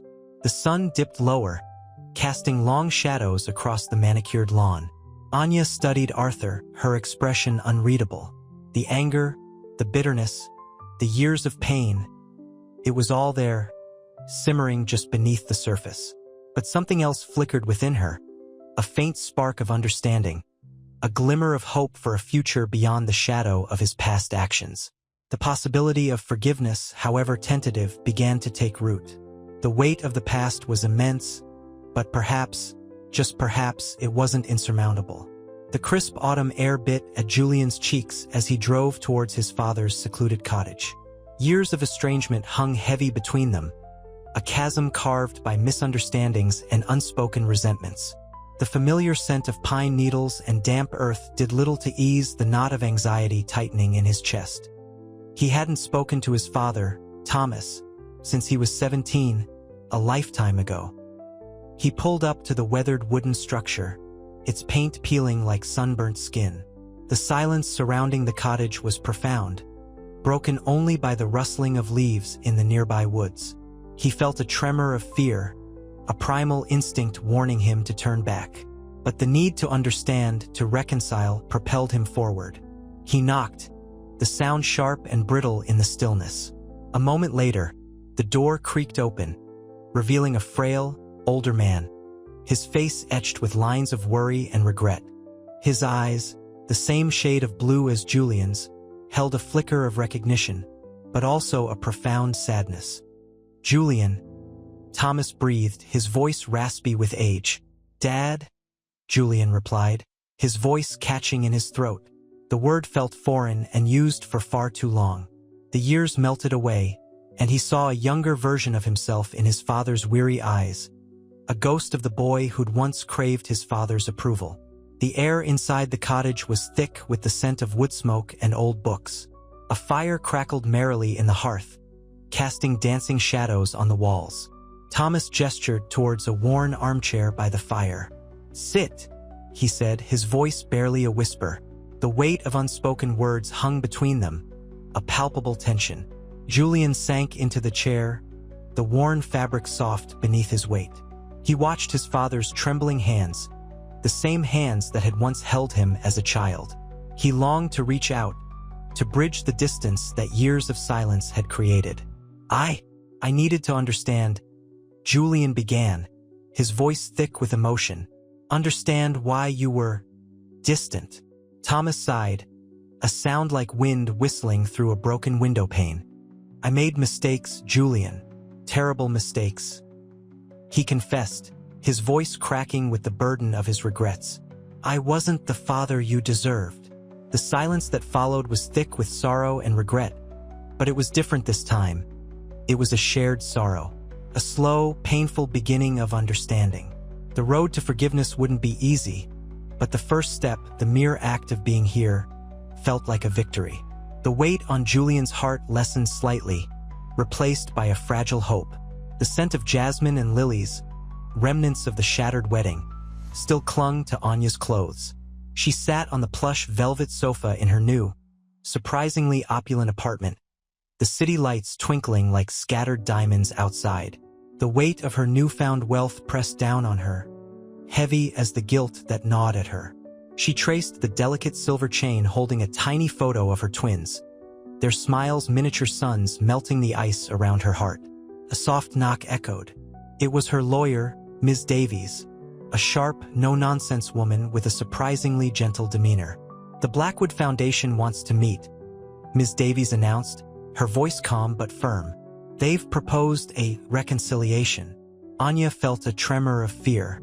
Arthur Blackwood, the man who'd abandoned her mother, the architect of her difficult childhood, wanted to reconcile? The idea felt like a poison chalice. The anger she'd carried for years, a burning ember in her soul, flared. "Reconciliation?" she repeated, the word tasting like ash in her mouth. Ms. Davies nodded. "They understand this is a complicated situation. They're offering a substantial settlement, along with access to family records, and an apology." Anya stared out at the city, the bright lights blurring into a hazy kaleidoscope. The years of struggle, the sacrifices, the constant fear, all of it swirled in her mind. Forgiveness, she realized, wasn't just about letting go of the past, but about choosing a different future. A future where her children wouldn't carry the same burdens she had. A deep breath. "I'll meet them," she finally said, her voice low and steady. The decision felt monumental, a step towards healing, but also a leap into the unknown. The past, however dark, was undeniably a part of her, but she wouldn't let it define her any longer. She would forge her own path, strong and independent, leading her children to a brighter tomorrow. The fight was far from over, but for the first time, Anya felt a glimmer of hope, a tiny seed of forgiveness taking root in the fertile ground of her resilient heart. The mahogany table gleamed under the stark light of Arthur Blackwood's study. Anya, dressed in a simple but elegant black dress, felt the cool smoothness of the polished wood against her fingertips as she sat opposite him. The air hung heavy with unspoken accusations and the scent of old leather and expensive cigars. Arthur, a man whose face bore the etchings of a life lived in privilege and regret, looked older than his years. His eyes, usually sharp and calculating, held a flicker of vulnerability. I understand if you can't forgive me," he began, his voice a low rumble. The words hung in the air, heavy with the weight of decades of silence. Anya met his gaze, her own eyes reflecting the city lights shimmering through the tall windows. "Forgiveness isn't something I can just give," she replied, her voice even, betraying none of the turmoil raging within her. "It's something I have to earn." He nodded slowly, understanding dawning in his eyes. "I know, and I'm prepared to atone." He gestured towards a thick file on the desk. "Everything is in there. My business dealings, my family history, even the details surrounding your mother." Anya's hand tightened around her purse. The file represented not just financial records, but a lifetime of pain, of unanswered questions, of a mother's silent suffering. She picked up the file, the weight of the past tangible in her hands. The rustling of the papers felt like the whisper of forgotten years. "You abandoned her," Anya said, the words a quiet accusation. The unspoken question hung in the air. How could he expect forgiveness after causing so much pain? Arthur's gaze dropped. "I was young, reckless, fearful of the consequences." His voice cracked slightly. "I made a terrible mistake, the biggest mistake of my life." A long silence stretched between them, filled only with the subtle hum of the city outside. Anya looked at the file again, then at Arthur. The anger still burned, a fierce protector shielding her heart, but beneath it, a tiny spark of something else flickered, a tentative curiosity, a yearning for the answers only he could provide. Perhaps, she thought, forgiveness wasn't the immediate goal. Understanding maybe was the first step on a long and arduous journey towards healing. This meeting wasn't the end, but a beginning of understanding, a beginning of potential healing. The crisp autumn air bit at Anya's cheeks as she walked away from Blackwood Manor, the imposing silhouette of the building shrinking behind her. The weight of the file, a physical manifestation of her father's past, pressed heavily in her bag. Inside, the rustling of papers felt like the whispers of ghosts. The meeting had been a battlefield of unspoken words, a clash of guilt and resentment. Arthur's admission of fear, his cracking voice, had surprised her. It had been a chink in the armor of the powerful man she'd always known only as a ruthless businessman. Reaching her modest apartment, the contrast was stark. The quiet hum of her refrigerator, the gentle scent of lavender from her candles, felt like a sanctuary after the storm of emotions she'd endured. Her twin babies, nestled in their cribs, were oblivious to the upheaval in their mother's life. Their peaceful breaths were a soothing balm. Later, staring at the city lights from her window, Anya opened the file. The crisp legal documents were interspersed with faded photographs. Arthur as a young man, radiating a charisma that now felt tainted. There were also letters, her mother's handwriting a poignant reminder of a life cut short. Tears welled in Anya's eyes, blurring the city lights into a shimmering haze. Grief, long suppressed, threatened to overwhelm her. But mixed with the grief was a growing sense of understanding, a fragile seed of empathy taking root. She wouldn't forgive Arthur easily, but she saw now that his actions stemmed not only from selfishness but also from fear, from the weight of his own complicated past. The road to forgiveness, she realized, was long and arduous. Yet for the first time, she could see a path. She wasn't just fighting for herself. She was fighting for the future, for her children, for a legacy that wouldn't be defined by the mistakes of the past. The weight in her bag felt lighter now, less a burden and more a chronicle, a testament to a journey still unfolding. The following morning, sunlight streamed through the gap in Julian's curtains, illuminating dust motes dancing in the air. He felt the familiar ache of loneliness, amplified by the silence of the empty king-size bed. He picked up his phone, a picture of Anya's twins, their tiny fingers curled around his own, staring back at him. A wave of guilt washed over him. He decided to visit Anya. The drive was a blur of anxious thoughts. He found her apartment building, a stark contrast to his opulent mansion. The hallway smelled faintly of bleach and old coffee. He rang the doorbell, his heart pounding a nervous rhythm against his ribs. Anya opened the door, her expression guarded. The twins, surprisingly calm, were playing with brightly colored blocks on the floor. "Julian," she said, her voice neutral. "Anya," he replied, his voice a little shaky. I wanted to see the babies again." She hesitated, then stepped aside. He knelt down, offering a tentative smile. The twins stared at him with wide, curious eyes. One reached out a tiny hand, grasping his finger. A warmth spread through him, a feeling strangely potent and unfamiliar. "They seem to like you," Anya observed, her voice softening slightly. "They're quite attached to their father." He looked up at her. Her gaze was intense, filled with a mixture of caution and something that might have been hope.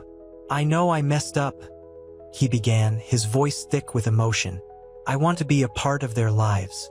I want to be a good father." Anya's gaze lingered on him.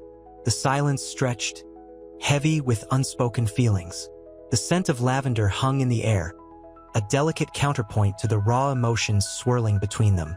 Finally, she spoke, her voice low and steady. "It won't be easy, Julian, but maybe we can try." The faintest hint of a smile touched her lips. The city sounds outside faded, replaced by a fragile hope, a tentative beginning. A new chapter, filled with uncertainties, but also with the promise of a future he hadn't dared to imagine. The following weeks were a blur of awkward encounters and tentative steps. Julian's opulent penthouse felt colder, emptier, despite the constant flow of assistants and business calls.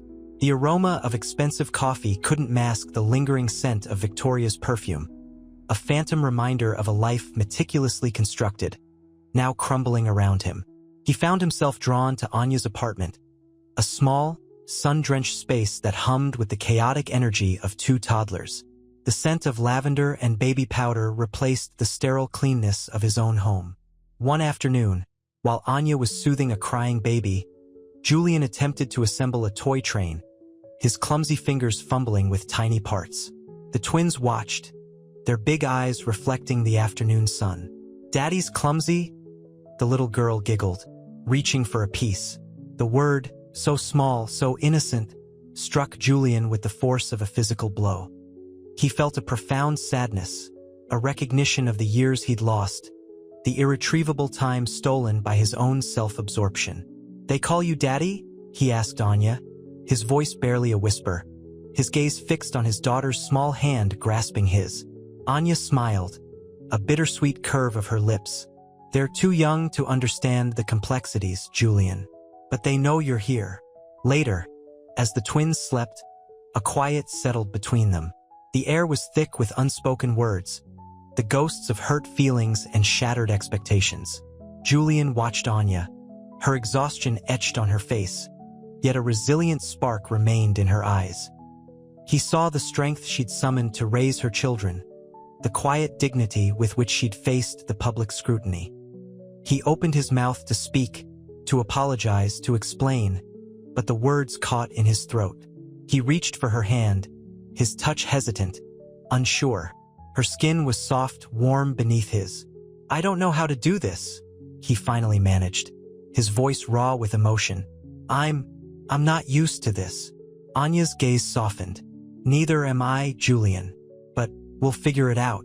Together." The city lights shimmered outside, painting long shadows across the room. In the gentle glow, a tentative hope flickered, fragile yet undeniably present. A promise of a future built not on wealth or social standing, but on the uncertain, yet profoundly powerful, bonds of family. The following weeks were a delicate dance of hesitant steps and awkward silences. Julian, accustomed to the crisp efficiency of his corporate world, found himself utterly flummoxed by the chaotic rhythm of Anya's small apartment. The scent of baby powder and laundry detergent, a stark contrast to his penthouse's expensive cologne and polished surfaces, gradually became comforting. He learned to decipher the twins' gurgles and cries, recognizing their individual needs with a growing sense of wonder. One evening, while Anya bathed the twins, their laughter echoing in the tiny bathroom, Julian sat on the worn sofa, a half-finished children's book open in his lap. The illustrations, vibrant and playful, were a world away from the stark spreadsheets and financial reports that usually filled his days. He felt a pang of regret, a deep ache for the years lost, stolen by his own ambition. Anya emerged, her hair damp, a gentle smile playing on her lips. "They're finally asleep," she whispered, her voice husky with exhaustion. She sank onto the sofa beside him, the warmth of her body a comforting presence. The silence stretched between them, filled only with the soft hum of the refrigerator and the gentle rhythm of their breaths. "I'm sorry," Julian began, his voice thick with emotion. The words felt inadequate, clumsy, like the toy train he'd struggled to assemble earlier. "For everything." Anya didn't respond immediately. She looked out the window, at the city lights twinkling in the distance. "I know you are," she said softly, her gaze distant. "But apologies don't change the past. They can only shape the future." He reached for her hand, his touch tentative, seeking reassurance. Her fingers, slender and strong, intertwined with his. "I want to be a better father," he confessed, his voice raw. "A better man." Anya turned to him then, her eyes searching his, reflecting both understanding and a flicker of cautious hope. "It's a journey, Julian, not a destination. We'll learn together, make mistakes together, and hopefully one day we'll do it well." He squeezed her hand, a silent promise passing between them. The city lights outside seemed to shine a little brighter, casting a warm glow on their clasped hands, a symbol of a tentative but hopeful beginning. The scent of lavender and baby powder mingled with the faint aroma of expensive cologne, a unique blend reflecting the merging of their two worlds. A new family slowly, tentatively, taking shape. The following weeks were a blur of sleepless nights and clumsy attempts at normalcy. Julian, used to the sterile calm of his minimalist penthouse, found himself overwhelmed by the vibrant chaos of Anya's small apartment. The air, thick with the scent of baby powder and simmering lentils. A far cry from his usual sophisticated aromas, began to feel like home. He learned to soothe the twins' cries, their tiny hands clutching his fingers with surprising strength. He even managed a wobbly attempt at changing a diaper, the experience both humbling and surprisingly endearing. One afternoon, sunlight streamed through the kitchen window, illuminating dust motes dancing in the air. Anya, her face etched with exhaustion but her eyes sparkling with quiet amusement, hummed a lullaby as she prepared a bottle. Julian watched her, a silent observer in his unfamiliar role. He saw the strength in her shoulders, the resilience etched into her smile. He saw a woman who had carried the weight of the world on her shoulders, yet remained unbroken. "They're getting so big," he murmured, his voice hesitant. Anya smiled, a genuine, unguarded smile that reached her eyes. "They are, and they're lucky to have you." Her words, simple yet profound, hung in the air. He looked down at his hands, large and calloused from years of signing lucrative deals, now awkwardly holding a tiny rattle. I don't know what I'm doing," he confessed, the admission a surprising release of the tension that had been constricting him. Anya chuckled, a low, warm sound. "None of us do at first, but we learn. Together." She placed a hand on his, her touch surprisingly steady and reassuring. "It's a journey, Julian, a long one, but we'll take it together." The weight of his past mistakes pressed down on him, the hollow ache of lost time a constant companion. But in that small kitchen, bathed in the warm glow of the afternoon sun, surrounded by the scent of lentils and the soft gurgles of his children, he felt a flicker of hope. A fragile, tender hope, but hope nonetheless. He squeezed Anya's hand, a silent promise of commitment, of change. The future remained uncertain, fraught with challenges, but for the first time in a long time, the uncertainty didn't feel terrifying. It felt possible. The polished mahogany of Julian's boardroom felt alien after weeks spent amidst the chaotic comfort of Anya's apartment. Sunlight, filtered through the skyscraper's glass facade, glinted off the polished surface, highlighting the dust motes dancing in the silent air. A stark contrast to the lively dust bunnies that had become familiar companions in his new life. He reviewed the press releases, each carefully worded statement a testament to his carefully orchestrated rehabilitation. He'd launched a foundation, Second Chances, focused on supporting single mothers and underprivileged children. The initiative was genuine, born from his guilt, but also a shrewd move to repair his tarnished image. The media, initially ravenous, had begun to soften, their headlines shifting from scandal to redemption. His phone buzzed. It was Anya. "The twins are teething. Chaos reigns." Her text read, followed by a laughing emoji. A genuine smile, the kind that reached his eyes and eased the tightness in his chest, spread across his face. He'd missed the scent of baby powder and simmering lentils, the chaotic symphony of tiny gurgles and delighted squeals. Later, he found Anya at the park, surrounded by a cloud of swirling leaves. The twins, rosy-cheeked and giggling, chased pigeons.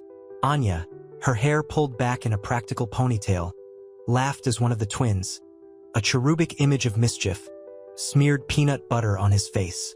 "They're little tornadoes," she said, her voice catching on a laugh. "But my tornadoes." She looked at him, her eyes reflecting the afternoon sun. There was an unspoken acknowledgement between them, a shared understanding born from the unexpected journey they'd embarked upon. "They're lucky to have you," he said, the words carrying the weight of his newfound appreciation for her strength and resilience. She smiled, a slow, warming smile that melted the years of carefully constructed emotional walls he'd built. "And they're lucky to have you too," she replied, her voice soft yet firm. The words hung in the air, a testament to their evolving bond, a silent promise of a future built not on scandal and shattered expectations, but on shared responsibility and unexpected love. The setting sun painted the sky in hues of orange and purple, mirroring the complex emotions swirling within them, a blend of hope, uncertainty, and the burgeoning promise of a future together. The crisp autumn air bit at Julian's cheeks as he walked through Central Park, the fallen leaves crunching under his shoes. a symphony of muted rustles. He'd spent the morning at a gala, a carefully orchestrated public appearance designed to showcase his renewed commitment to philanthropy. The forced smiles, the polite conversations, they felt like a costume he donned for the cameras.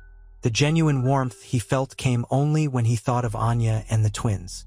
He pulled out his phone, a picture of Anya and the twins at the park, a blur of movement and laughter, a stark contrast to the meticulously staged photos that dominated his social media. He felt a pang of guilt. The meticulously crafted image he presented to the world felt dishonest, a fragile facade built on carefully chosen words and calculated actions. Later, he found Anya at a small community center, volunteering at a children's literacy program. The scent of paint and old books hung in the air, a comforting familiarity. He watched her, her smile radiant as she read aloud to a group of captivated children. She was radiating an effortless grace, a strength he'd only begun to understand. He approached hesitantly, his presence causing a ripple of excited murmurs amongst the children. Anya looked up, her eyes widening in surprise.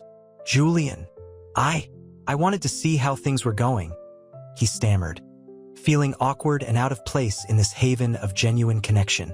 "Things are good," she said, her smile warm yet guarded. "The twins are thriving, and I'm making a difference." She gestured towards the children, their faces alight with wonder. "I'm proud of you," he said, the words tumbling out. The sincerity in his voice seemed to soften the distance between them. "I'm proud of us." He saw a flicker of something, hope, perhaps, or a tentative acceptance, in her eyes. The silence hung between them, filled only with the gentle murmur of children's voices. A shared understanding passed between them, a recognition of the long road ahead, and the possibility, however fragile, of a future built on something real. The setting sun cast long shadows across the room, painting the scene in hues of orange and purple, a silent testament to the complex emotions and the tentative steps toward a new beginning. The scent of old books and freshly brewed coffee hung in the air of Julian's new office, a far cry from the sterile, modern space of his former corporate headquarters. Sunlight streamed through the large windows, illuminating dust motes dancing in the golden rays. He stared out at the city sprawling below, the familiar cityscape now holding a different significance. He was rebuilding not just his business empire, but himself. The weight of his past mistakes still pressed down, but a new lightness, born of responsibility and a burgeoning sense of purpose, was slowly lifting the burden. His phone buzzed. "Anya." He felt a familiar flutter of anticipation, a nervous energy that had become a constant companion. "Hi," he said, his voice a little too breathless. "Hey," Anya replied, her voice a comforting melody. "Just wanted to see how the gala went." "It went fine," he admitted, the word tasting like ash in his mouth. All smiles and carefully crafted pronouncements. Felt like a performance. A soft chuckle reached his ears. "I know the feeling." A beat of silence hung between them, filled only with the hum of the city outside. He pictured her, her eyes sparkling with intelligence and a hint of mischief. "I spent the day at the community center," Anya continued, her voice warm. "We finished painting the mural. The kids loved it." He smiled, the genuine kind that reached his eyes. He could almost see her, her hands stained with paint, surrounded by a whirlwind of laughter and vibrant colors. It was a stark contrast to the sterile elegance of the gala. This was real. I'm glad," he said, the words feeling inadequate. "I'm proud of you, Anya." "Thank you, Julian," she replied. "And I'm proud of you too, for facing your mistakes, for trying to make things right." The unspoken words hung between them, a silent acknowledgement of the long, difficult journey they were navigating together. The city lights twinkled below, a glittering tapestry of hope against the darkening sky. He knew the road ahead would not be easy, but for the first time in a long time, he felt a sense of calm, a quiet strength born from shared responsibility and the tentative beginnings of a genuine connection. He had a lot to make up for, but he was starting to understand that the most important things, family, community, purpose, were built not in opulent ballrooms, but in small moments of connection and quiet grace. The hum of the city faded as Anya stepped into the vibrant chaos of the community center. The air thrummed with the energy of children's laughter, the scent of paint and drying clay clinging to the walls. She surveyed the scene, a mural depicting a kaleidoscope of smiling faces slowly taking shape under the children's enthusiastic hands. A wave of warmth, a feeling utterly unlike the sterile formality of Julian's world, washed over her. This, she realized, was her true wealth. A small girl, her face smudged with paint, tugged at Anya's skirt. "Ms. Anya, look!" she exclaimed, pointing to a bright splash of crimson. Anya knelt, her fingers tracing the outline of a bird in flight. The child's pride was palpable, a radiant beam that mirrored the joy in Anya's own heart. Later, wiping paint from her hands, she received a text. "Gala went well but felt hollow. Thinking of you and the real work being done here." The message was from Julian, and a small, unexpected smile touched her lips. His words resonated deeply, a testament to his growing understanding of their shared journey. That evening, she found him waiting outside the community center. The setting sun cast long shadows, painting the scene in hues of orange and purple. He looked different, less rigid, the lines etched around his eyes softening with a newfound weariness. "It's peaceful here," he murmured, his gaze lingering on the children's artwork. "It is," Anya agreed, her voice low. "It's where I belong." A silence fell between them, comfortable and familiar. The unspoken words hung in the air, a shared understanding of the immense changes they'd both undergone, the shared responsibility for their children, the tentative blossoming of something more. He reached out, his hand brushing hers. It was a fleeting touch, yet it held the weight of unspoken emotions: remorse, hope, gratitude. He looked at her then, truly looked at her, seeing past the initial shock and the headlines, into the heart of the strong, resilient woman he was beginning to know and respect. He saw the strength she carried, not just in the face of adversity, but in the quiet grace of her actions. "I'm sorry," he said, the words a tremor in his voice, "for everything." Anya's response was a gentle smile. "We all make mistakes, Julian. It's what we do afterwards that matters." She squeezed his hand, a silent promise to continue their difficult, rewarding journey together. The city lights twinkled in the distance, a silent testament to the new beginnings they were forging, brick by brick, paint stroke by paint stroke, in the heart of their community. The future was still uncertain, but for the first time it felt possible. The crisp autumn air nipped at Anya's cheeks as she watched the twins, Leo and Maya, chase fallen leaves in the park. The vibrant reds and golds mirrored the warmth blooming in her chest, a warmth that had little to do with the crisp air and everything to do with the unexpected peace she'd found. Julian, sitting on a nearby bench, watched them too, a faint smile playing on his lips. The intensity that had once consumed his every move had softened, replaced by a quiet contemplation. He'd been spending more time at the community center, helping with renovations, his tailored suits replaced by worn jeans and a paint-stained t-shirt. The change wasn't just physical. A newfound humility etched itself onto his features. He was learning, slowly but surely, the meaning of genuine connection. "They're getting faster," Julian said, his voice low, more a statement than a question. Anya turned, her smile widening. "They're learning from the best," she teased, a playful glint in her eyes. The old bitterness had receded, replaced by something warmer, something akin to respect. He chuckled, a genuine, unforced sound. "I doubt that. My childhood lacked such vigorous leaf-chasing." He paused, then added softly, "I'm learning a lot from you, Anya." The statement hung in the air, heavy with unspoken emotions. The shared journey, the initial shock and outrage, the messy unraveling of their lives. It all seemed distant now, filtered through a lens of understanding and acceptance. A gust of wind swept through the park, scattering the remaining leaves. The twins, breathless and giggling, tumbled into Anya's arms. She held them close, feeling the warmth of their small bodies against hers, a profound sense of belonging washing over her. You know, Anya said, her gaze drifting towards Julian, I never imagined I'd find peace in a park, chasing after toddlers with a billionaire. Julian's smile deepened. And I never imagined I'd find this. He gestured towards the children, then at Anya. His eyes filled with a tenderness she hadn't seen before. This unexpected family. The silence that followed wasn't awkward. It was comfortable, a shared understanding woven into the fabric of their complicated lives. The city hummed in the distance, a backdrop to their newfound peace. The future, though still uncertain, felt less daunting, less frightening, more promising. They were forging new bonds, brick by brick, leaf by leaf, in the quiet grace of an autumn afternoon. The scent of freshly brewed coffee hung heavy in the air of Anya's new community center. Sunlight streamed through the large windows, illuminating dust motes dancing in the golden rays. Anya, her hair pulled back in a practical ponytail, surveyed the renovations with a quiet satisfaction.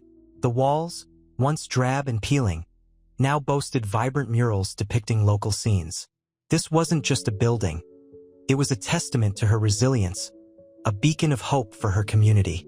It's breathtaking, Julian said, his voice soft, almost hesitant. He stood beside her, his usual crisp suit replaced by comfortable, worn jeans. He helped paint the walls just last week. The change in him was palpable.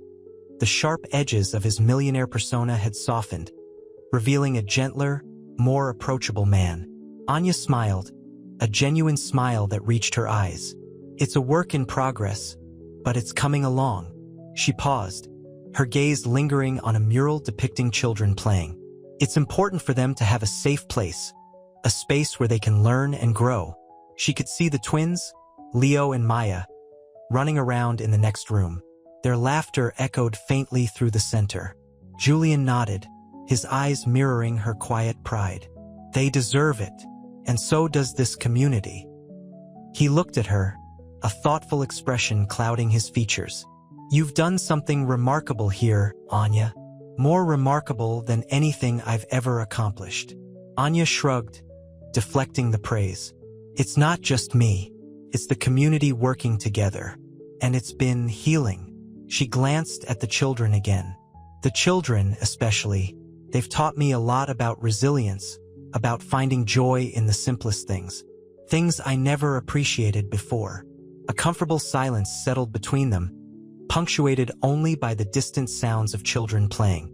The awkwardness that once defined their interactions had been replaced by a quiet understanding, a shared respect born from their shared journey. The air crackled with unspoken emotions, a testament to the complex tapestry of their lives that had so unexpectedly woven them together. The past remained, a shadow lurking at the edges, but the future, bathed in the warmth of the afternoon sun, looked brighter, more promising. The community center, a symbol of Anya's triumph, served as a powerful reminder that even amidst chaos and upheaval, new bonds could be forged and remarkable things could be achieved. The twins, Leo and Maya, were a whirlwind of energy, their laughter echoing through the spacious playroom Julian had helped furnish. He watched them, a bittersweet ache in his chest. He'd never imagined himself a father, let alone a father of twins. Yet the bond that had blossomed over the past few months felt unshakable. The scent of crayons and Play-Doh hung in the air, a stark contrast to the sterile, expensive fragrances that once filled his world. There's something else, aren't they? Anya's voice, soft and warm, broke through his reverie. She stood in the doorway, her eyes crinkling at the corners as she observed the children's joyful chaos. Julian nodded, a genuine smile finally reaching his own lips. They are exhausting, but amazing. He felt a pang of guilt remembering his initial resistance, his fear. He'd been so wrapped up in his own meticulously constructed life. He'd failed to see the beauty of imperfection, the unexpected joy of chaos. It's a good kind of exhaustion, Anya said, her smile mirroring his. The kind that leaves you feeling fulfilled. A silence fell between them, comfortable now, devoid of the initial tension and animosity. He looked at her, really looked at her, her strength, her resilience, her quiet dignity, and felt a wave of profound respect wash over him. This wasn't just about co-parenting. It was about shared experiences, a shared understanding born out of a tumultuous beginning. I'm grateful, Julian began, the words catching in his throat.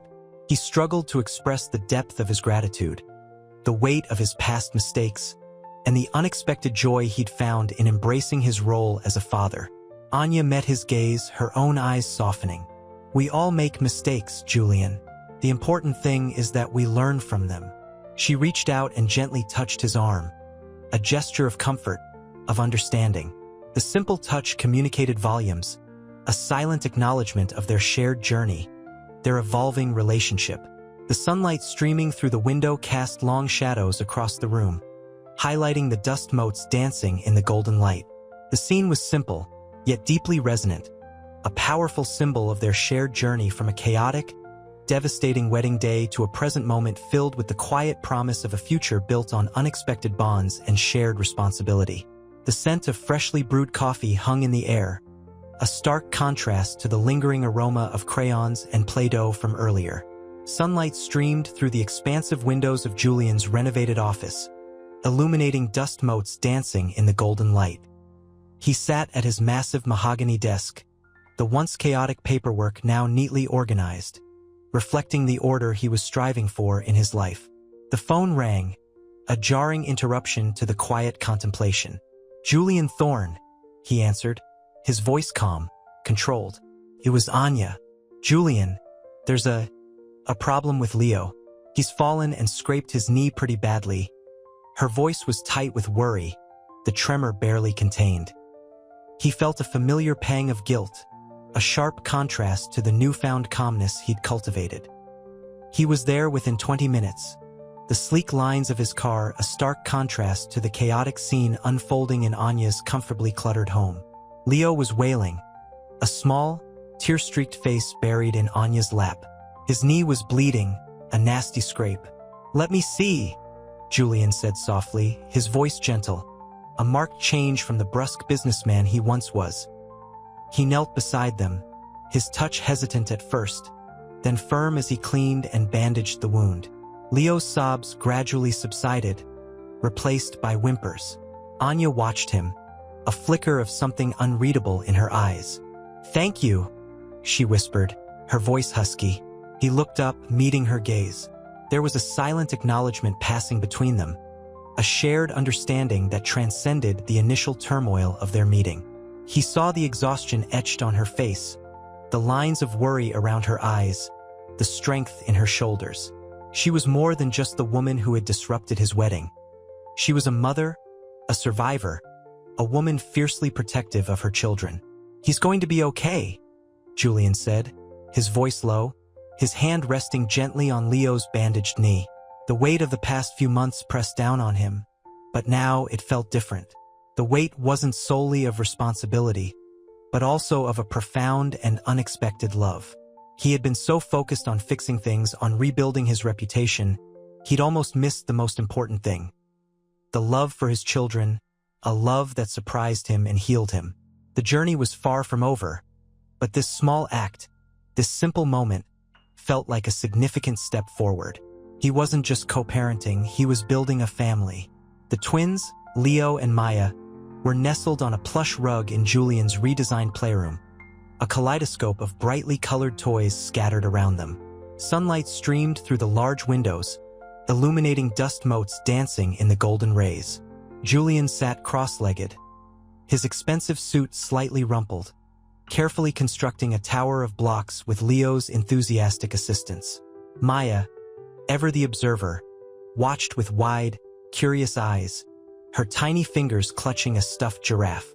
The air hummed with a quiet contentment, a stark contrast to the tumultuous events of the past months. "Higher, Daddy," Leo squealed, his small hand reaching for another block.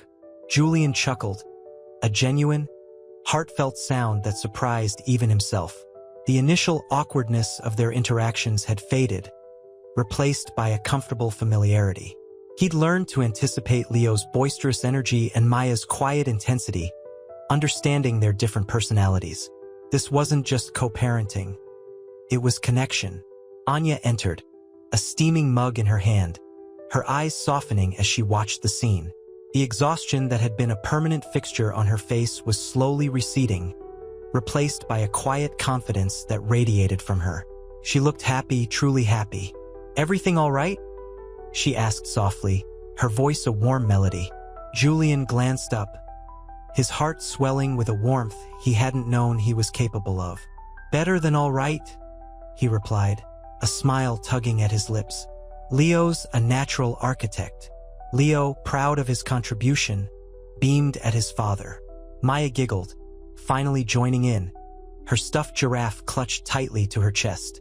In that shared moment, surrounded by the soft chaos of children's play, Julian felt a sense of belonging he'd never experienced before. A family forged in the unexpected, a testament to the enduring power of love and forgiveness. The journey hadn't been easy, but amidst the blocks and the giggles, he saw a future brighter than he'd ever imagined. A future filled with laughter, love, and the quiet joy of being a father. The mahogany desk in Arthur Blackwood's opulent office felt cold beneath Anya's fingertips. The scent of old leather and expensive cigars hung heavy in the air, a stark contrast to the baby powder and milk smell clinging to her clothes. Arthur, his face etched with a lifetime of regrets, sat opposite her. His usual steely gaze softened with a hesitant vulnerability. The afternoon sun cast long shadows across the room, highlighting the dust motes dancing in the golden light, a silent witness to their strained reconciliation. I didn't know," Arthur began, his voice a low rumble, barely audible above the ticking of an antique grandfather clock. His hand, usually firm and decisive, trembled slightly as he reached for a crystal decanter of water. Anya watched him, her heart a battlefield of anger and forgiveness. Years of resentment, of a childhood marred by absence, warred with the nascent hope that bloomed with the revelation of her lineage. She saw in his eyes the weight of his past actions, the guilt that mirrored her own bitterness. "Knowing doesn't change what happened," she replied, her voice steady, yet laced with a tremor of unshed tears. "But understanding might." Silence descended, thick and heavy, broken only by the rhythmic tick-tock of the clock. The weight of unspoken words hung between them, a silent testament to the years of separation, the pain of abandonment. Arthur cleared his throat, his gaze drifting to the intricate carvings on his desk. "I was young," he mumbled, his voice barely a whisper, "lost and frightened." He looked up, meeting Anya's gaze. "I made mistakes, terrible mistakes." Anya nodded, a single tear tracing a path down her cheek. She understood the fear, the vulnerability of youth. She'd felt that same fear, that same vulnerability, battling to raise her twins alone. But understanding didn't erase the hurt. "I'm not asking for an apology," she said softly, her voice thick with emotion. "Not really. I need to know you're not going to repeat the same mistakes, that you'll be a grandfather, not just a distant, powerful figure." She paused, taking a deep breath. "For Leo and Maya, for me." The unspoken plea hung in the air, for a future where family wasn't just a word, but a reality. The clock ticked on, marking the passage of time, the slow, tentative steps towards reconciliation. The sterile scent of antiseptic hung heavy in the air of the pediatrician's office, a stark contrast to the sweet smell of baby powder clinging to Leo and Maya. Julian watched Anya, her usual strength softened by the worry etched on her face as the doctor explained Leo's slight fever. The harsh fluorescent lights seemed to amplify the shadows under her eyes, highlighting the exhaustion that even newfound wealth couldn't erase. He felt a pang of guilt. He hadn't been the hands-on father he should have been, still wrestling with the implications of his past actions. "He'll be fine," the doctor reassured, her voice calm and professional. "Just needs rest and fluids." Anya offered a weak smile, relief washing over her features. Julian reached out, his fingers brushing against hers as he took her hand. The simple gesture felt significant, a silent acknowledgement of their shared responsibility, their evolving bond. Later, nestled on a plush sofa in Anya's expansive new home, a stark contrast to her humble apartment from before Julian watched his children sleep, their small chests rising and falling rhythmically. The quiet hum of the air conditioning was almost a lullaby. He felt a profound sense of peace, a feeling he hadn't experienced before. Anya entered the room, a cup of chamomile tea in her hand. The scent was soothing, familiar, somehow grounding. She sat beside him, not speaking, simply sharing the quiet moment. The unspoken words hung heavy between them: gratitude, shared worry, a growing sense of trust that transcended their turbulent beginnings. The weight of their shared journey pressed down, but also created an unspoken understanding, forging a foundation for something new.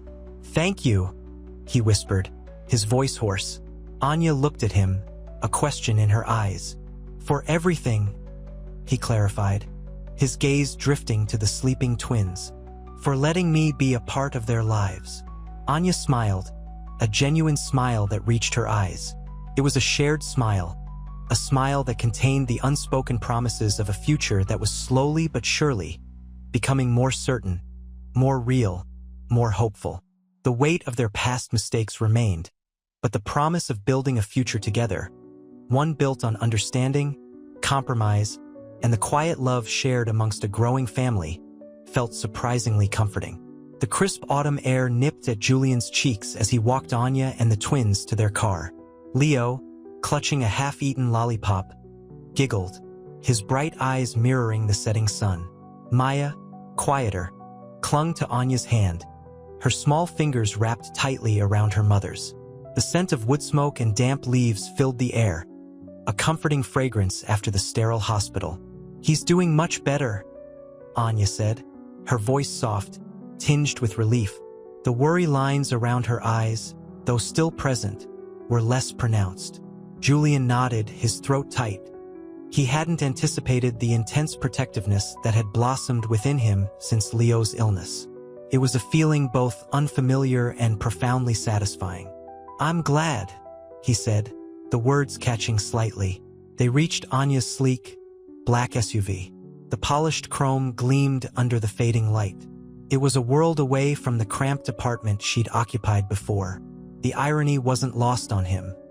Wealth hadn't brought her happiness, not until she found a place for herself and her children. He saw that now. He leaned down, kissing Maya gently on the forehead. Leo, ever the extrovert, offered a sticky lollipop. Julian chuckled, accepting the offering with a smile that felt genuine, unlike the practiced smiles he'd offered during his engagement to Victoria. "See you tomorrow," he said, his gaze lingering on Anya.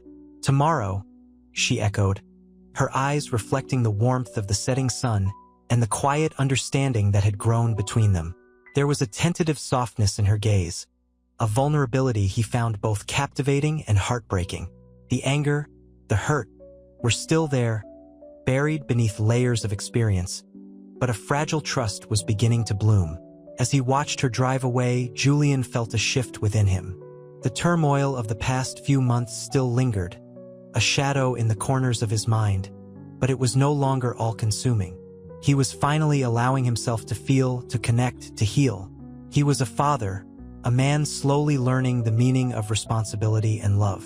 The road ahead remained uncertain, but for the first time in a long time, Julian Thorne felt a flicker of hope.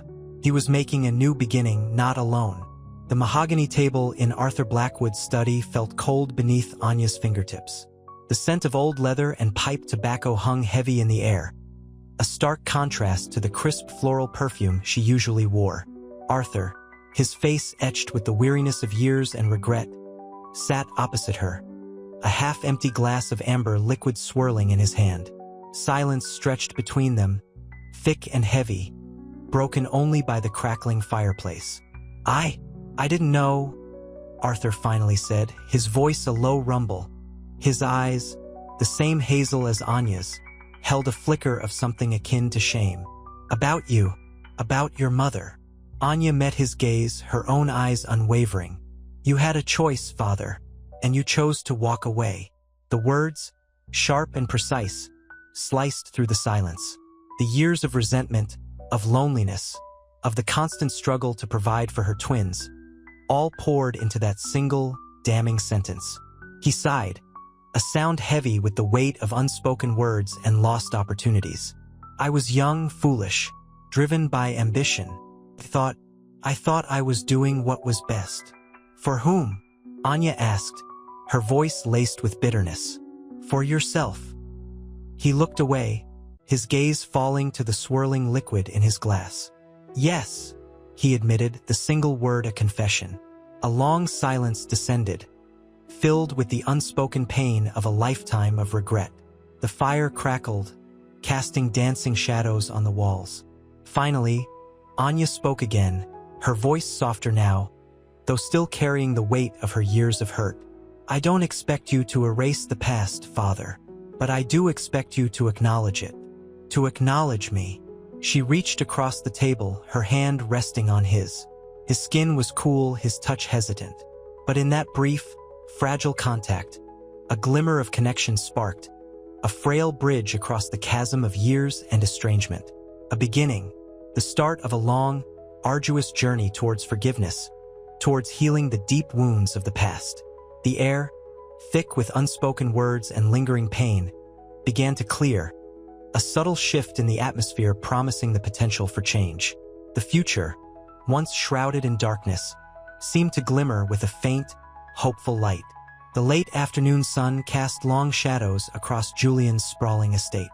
He sat on the veranda, the scent of jasmine and freshly cut grass mingling in the warm air. A half-empty glass of iced tea sat forgotten beside him. His gaze was fixed on the rolling hills, a stark contrast to the turmoil within. The wedding, the scandal, the paternity test, it all felt like a bad dream. Yet the twins, giggling in the distance, were a tangible reminder of its brutal reality. He'd spent the last few weeks grappling with his past, his selfishness, his emotional unavailability. The guilt gnawed at him. A gentle hand on his shoulder broke his reverie. Anya stood beside him, her smile hesitant, her eyes reflecting the same warm hues of the setting sun. The babies, now nestled in her arms, gurgled contentedly. They're tired, she said softly, her voice a calming balm. They've been playing all afternoon. Julian nodded, a lump forming in his throat. He'd never imagined himself a father, let alone to twins.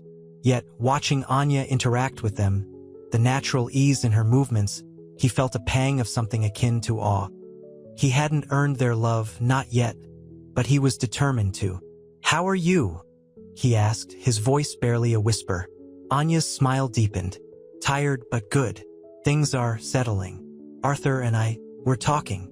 The mention of Arthur brought a shadow to her eyes, a flicker of pain hidden beneath a facade of strength. Julian understood. Mending a fractured relationship with a father who had abandoned her must be agonizing. But there was also a newfound resilience in her, a quiet dignity that both impressed and humbled him. He reached for one of the twins, a tiny hand grasping his finger. The weight of his past mistakes and the potential for a future filled with love and responsibility hung heavy in the air. But for the first time in a long time, Julian felt a glimmer of hope. He looked at Anya, her beauty shining through, unaffected by the upheaval of recent weeks. He saw a strength he'd only dreamed of possessing, a depth of character he'd only begun to appreciate. The path ahead wouldn't be easy, but with Anya by his side, with his children in his arms, he was ready to face it. The turmoil within him began to ease, replaced by a cautious, hopeful optimism. A new chapter had begun. The crisp morning air, scented with pine from the nearby woods, did little to soothe Julian's restless spirit. He sat on the balcony of his newly rented, smaller house, the panoramic city view a stark contrast to the opulent estate he'd abandoned. The weight of his past actions pressed heavily upon him. He'd lost Victoria, his reputation tarnished, his empire slightly smaller, but he'd gained something far more valuable: Anya and the twins. He watched Anya in the garden below, a vision of grace amidst the chaos of two energetic toddlers. Their laughter, echoing up to him, was a sweet, unexpected melody. He saw the exhaustion etched around her eyes, the strength in her posture, a quiet resilience that filled him with a mixture of admiration and guilt. He went downstairs, the floorboards creaking a familiar rhythm. The aroma of freshly brewed coffee and something sweet, pancakes, probably greeted him. Anya looked up, her eyes widening slightly before settling into a warm smile. "Morning," she said, her voice soft, a comforting counterpoint to the turmoil in his heart. "Morning," he replied, his voice rough. He watched her, the way sunlight caught the gold in her skin, the way her hair curled around her face. He had never noticed such small details before. The children clambered towards him, their small hands reaching out. He picked up one, a tiny girl with Anya's eyes, and held her close. A profound sense of peace washed over him. This, he realized, wasn't a punishment. It was a blessing. Later, as the twins napped, Anya and Julian sat on the porch swing, a gentle rhythm accompanying their conversation. "It's different," Julian admitted, running a hand through his hair. "This life, it's simpler, but it's also—" He searched for the word. "Real," Anya finished softly. "You are truly present." He nodded, the weight of his unspoken apologies hanging heavy in the air. "I was lost," he confessed, "so lost in the pursuit of things that didn't matter." He looked at her, truly saw her, the strength and grace and quiet dignity she possessed. He'd never deserved her, yet here she was, offering him a second chance. He had so much to atone for, but he was ready to try. The setting sun cast long shadows, painting the sky in shades of orange and purple. The twins stirred, their gurgles breaking the quiet moment. Anya smiled, a genuine, unburdened smile. It was a smile that mirrored his own growing hope, a silent promise of a future he never thought he could have, a future built on love, forgiveness, and the quiet joy of family.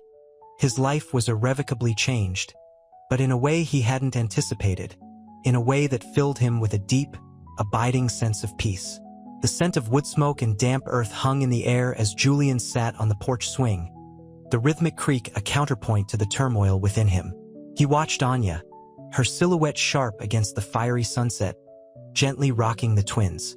Their tiny sighs were almost imperceptible, a quiet lullaby against the vastness of the sky.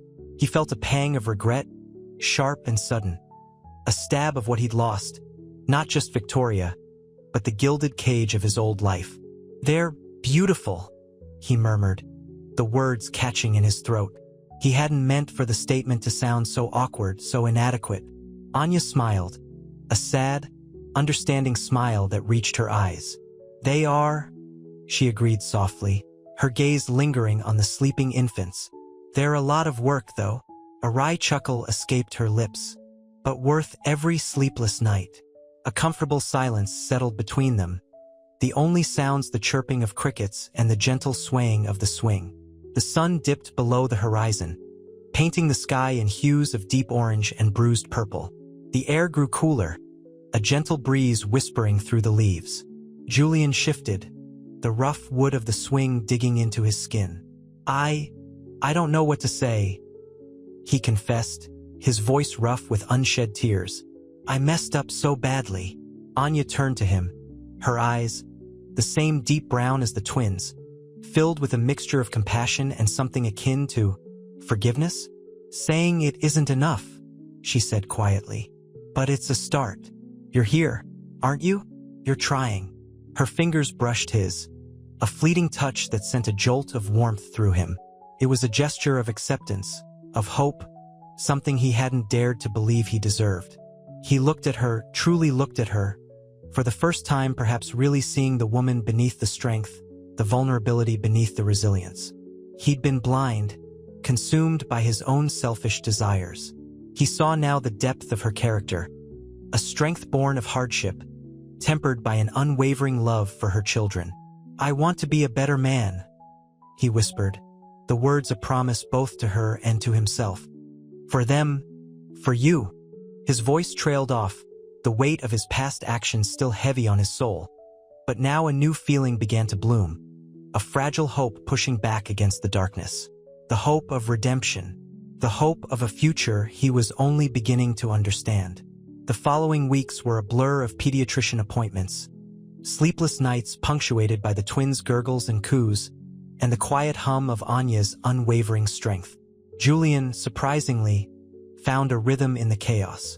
The scent of baby powder and Anya's lavender-scented lotion became comforting anchors in his previously ordered world. He learned to change diapers with a clumsy grace, his initial awkwardness slowly replaced by a tentative, burgeoning tenderness. He watched Anya, her brow furrowed in concentration as she navigated the complexities of motherhood, her resilience a beacon in the storm of his own self-doubt. One evening, after a particularly challenging day, Julian found Anya in the nursery, humming a soft lullaby as she bathed the twins. The gentle glow of the lamp cast long shadows, highlighting the fine lines around her eyes, the faintest hint of exhaustion etched on her face. He felt a pang of guilt, a stark realization of the burden he'd inadvertently placed on her shoulders. "They're peaceful," he said softly, his voice hesitant. Anya looked up, a small smile playing on her lips. "They feed well tonight. It's a miracle." The weariness in her voice was palpable, yet there was also a quiet strength, a deep well of love radiating from her. He watched her for a long moment, the silence filled with unspoken words, shared understanding. He knew he could not erase the past, undo the hurt, but he could be present, be supportive, be a father. This wasn't about fixing things. It was about building something new, something real. "Thank you," he finally said, the words catching in his throat. "For everything." Anya's smile widened, a flicker of warmth in her eyes. "It's different than I imagined," she admitted, her gaze drifting to the sleeping infants. "But good in its own way." The subtle shift in her tone, the unspoken acknowledgement of a fragile hope blooming between them, was a silent testament to their slow, tentative journey toward a future neither of them had foreseen. The scent of lavender hung in the air, a fragrant promise of healing, a gentle counterpoint to the lingering echoes of the past. The work was far from over, but for the first time in a long time, Julian felt a sense of peace, a quiet understanding that sometimes, amidst the chaos, beauty could be found. The following weeks were a blur of adjusting to the new reality. Anya, surprisingly composed, navigated the chaos with quiet efficiency. The twins, initially fussy, settled into a rhythm, their gurgles and coos filling the previously silent penthouse. Julian, amidst the whirlwind of media scrutiny and business calls, found himself drawn to the nursery, the scent of baby powder and Anya's lavender-scented lotion, a strangely comforting balm. He'd awkwardly fumble with diaper changes, his initial clumsiness giving way to a hesitant gentleness. He watched Anya, her brow furrowed in concentration, her resilience a stark contrast to his own inner turmoil. One afternoon, sunlight streamed through the nursery window, illuminating dust motes dancing in the air. The twins slept soundly, nestled against their mother. Julian watched Anya, a faint smile gracing her lips as she gently stroked a baby's cheek. He cleared his throat. "They're beautiful," he murmured, the words catching slightly. Anya looked up, her eyes, usually bright and sharp, were soft with a love that both amazed and overwhelmed him. "Yes," she whispered, her voice husky. "They are." A long silence stretched between them, thick with unspoken emotions, guilt, gratitude, the tentative beginnings of something new. The air hummed with the unspoken, a shared understanding growing between them, a fragile bridge built on shared responsibility and burgeoning affection. He knew this was only the beginning, a long road ahead, but in that shared quiet, amidst the chaos, a quiet peace settled, a fragile hope taking root. The penthouse, usually a symbol of Julian's solitary success, now echoed with the sounds of tiny gurgles and Anya's soft humming. Sunlight streamed through floor-to-ceiling windows, illuminating dust motes dancing in the golden rays. Anya, cradling one of the twins, looked utterly serene, a stark contrast to the storm that had engulfed her life weeks ago. The scent of lavender and baby powder hung in the air, a surprisingly comforting aroma. Julian, hesitant at first, now found himself drawn to the nursery each day. He watched Anya, her brow furrowed in concentration as she changed a diaper, her movements practiced and sure. He saw a strength in her that mirrored his own, a quiet resilience that had initially intimidated him. "They're getting so big," he said one afternoon, his voice a low murmur breaking the comfortable silence. He was still awkward around the babies, but his touch was less hesitant now, a gentle hand resting on a tiny foot. Anya smiled, a genuine smile that reached her eyes, crinkling the corners. "Yes," she replied, her voice soft. "It feels like just yesterday they were so small I could hold them both in one hand." She paused, looking out the window. "It's overwhelming sometimes, but good, incredibly good." He saw the flicker of vulnerability in her eyes, a glimpse beneath the mask of strength she presented to the world. The weight of her past, the struggle, the sudden upheaval. It all shone through in that fleeting moment. He understood in a way he hadn't before. Their shared chaos, the unexpected parenthood, was forging a bond stronger than either of them could have anticipated. He wanted to tell her that, but the words seemed too clumsy, inadequate to express the complex emotions churning inside him. The silence that followed was comfortable, a shared understanding woven between them in the quiet hum of the city outside. He knew their journey was far from over. The legal battles with Arthur, the media circus, the rebuilding of his life, all of it lay ahead. But in that moment, amidst the chaos, he felt a profound sense of peace, of possibility. A new chapter, uncertain but full of promise, was unfolding before them. The scent of old leather and mahogany clung to Arthur Blackwood's study, a stark contrast to the sterile scent of the hospital where Anya had first seen him. He sat behind his massive desk, the afternoon sun casting long shadows across the polished wood. He looked older, the lines etched deeper around his eyes, a weariness settling in his shoulders. Anya, seated opposite him, felt a pang of unexpected sympathy. The anger, a constant companion for so long, felt muted. I came to apologize," she began, her voice barely a whisper above the ticking grandfather clock in the corner. The words felt strange, foreign on her tongue. Forgiveness wasn't something she'd ever considered, let alone offered. Arthur looked up, his gaze unwavering. "Apology accepted," he said, his voice gravelly, "though I doubt it will erase the past." He gestured to a chair, a silent invitation to speak freely. "Tell me about your life. I want to know."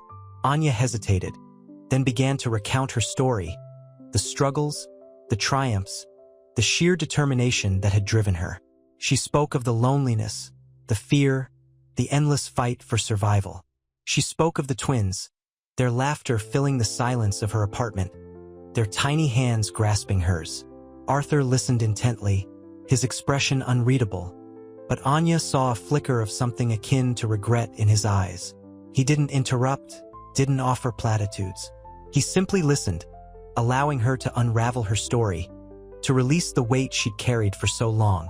When she finished, silence hung heavy in the air, broken only by the rhythmic tick-tock of the clock. Then Arthur reached for a framed photograph on his desk, a younger version of himself, his arm around a woman with eyes strikingly similar to Anya's. "Your mother," he said, his voice thick with emotion. "She was remarkable." A long silence followed, a shared understanding passing between them. The apology felt inadequate, the years of separation an insurmountable chasm. Yet, in that quiet, shared space, a fragile bridge began to form, built on a foundation of shared grief, understanding, and the undeniable bond of blood. Anya saw, in his remorse, a genuine desire to mend their broken relationship. The journey wouldn't be easy, but for the first time, she allowed herself to believe in the possibility of healing, of a future where father and daughter could finally find peace. The crisp autumn air nipped at Anya's cheeks as she walked away from Blackwood Manor, the imposing structure looming behind her like a dark, brooding sentinel. The weight of the reconciliation with her father felt both heavy and strangely liberating. The afternoon sun cast long shadows, painting the manicured lawns in shades of gold and russet. Inside, Arthur sat alone, the framed photograph of Anya's mother clutched in his hand. The image, faded with age, held a lifetime of unspoken regrets. He traced the outline of her face, a ghost of a smile playing on his lips. The apology had been a beginning, a tentative step across a chasm of years. But the silence that followed Anya's departure held a profound weight, a silence pregnant with the unspoken words, the unlived years, the lingering wounds. The following days were a slow dance of tentative steps. Arthur arranged for a weekly meeting, a ritual designed to bridge the gap, to ease the decades of estrangement. He sent Anya small, thoughtful gifts, books she'd mentioned, a hand-painted teacup, a delicate silver locket. These small gestures spoke volumes, a testament to his newfound desire for connection. Anya, cautious at first, slowly reciprocated, sharing snippets of her life, revealing vulnerabilities she'd carefully guarded for years. She learned of Arthur's own regrets, his loneliness, his yearning for a relationship he'd destroyed through his own failings. One evening, amidst the quiet rustle of autumn leaves outside his study window, Arthur finally spoke of Anya's mother, his voice thick with unshed tears. He recounted their youthful love, the dreams they'd shared, the cruel twist of fate that had separated them. Anya listened, the anger that had once consumed her slowly dissolving, replaced by a deep empathy.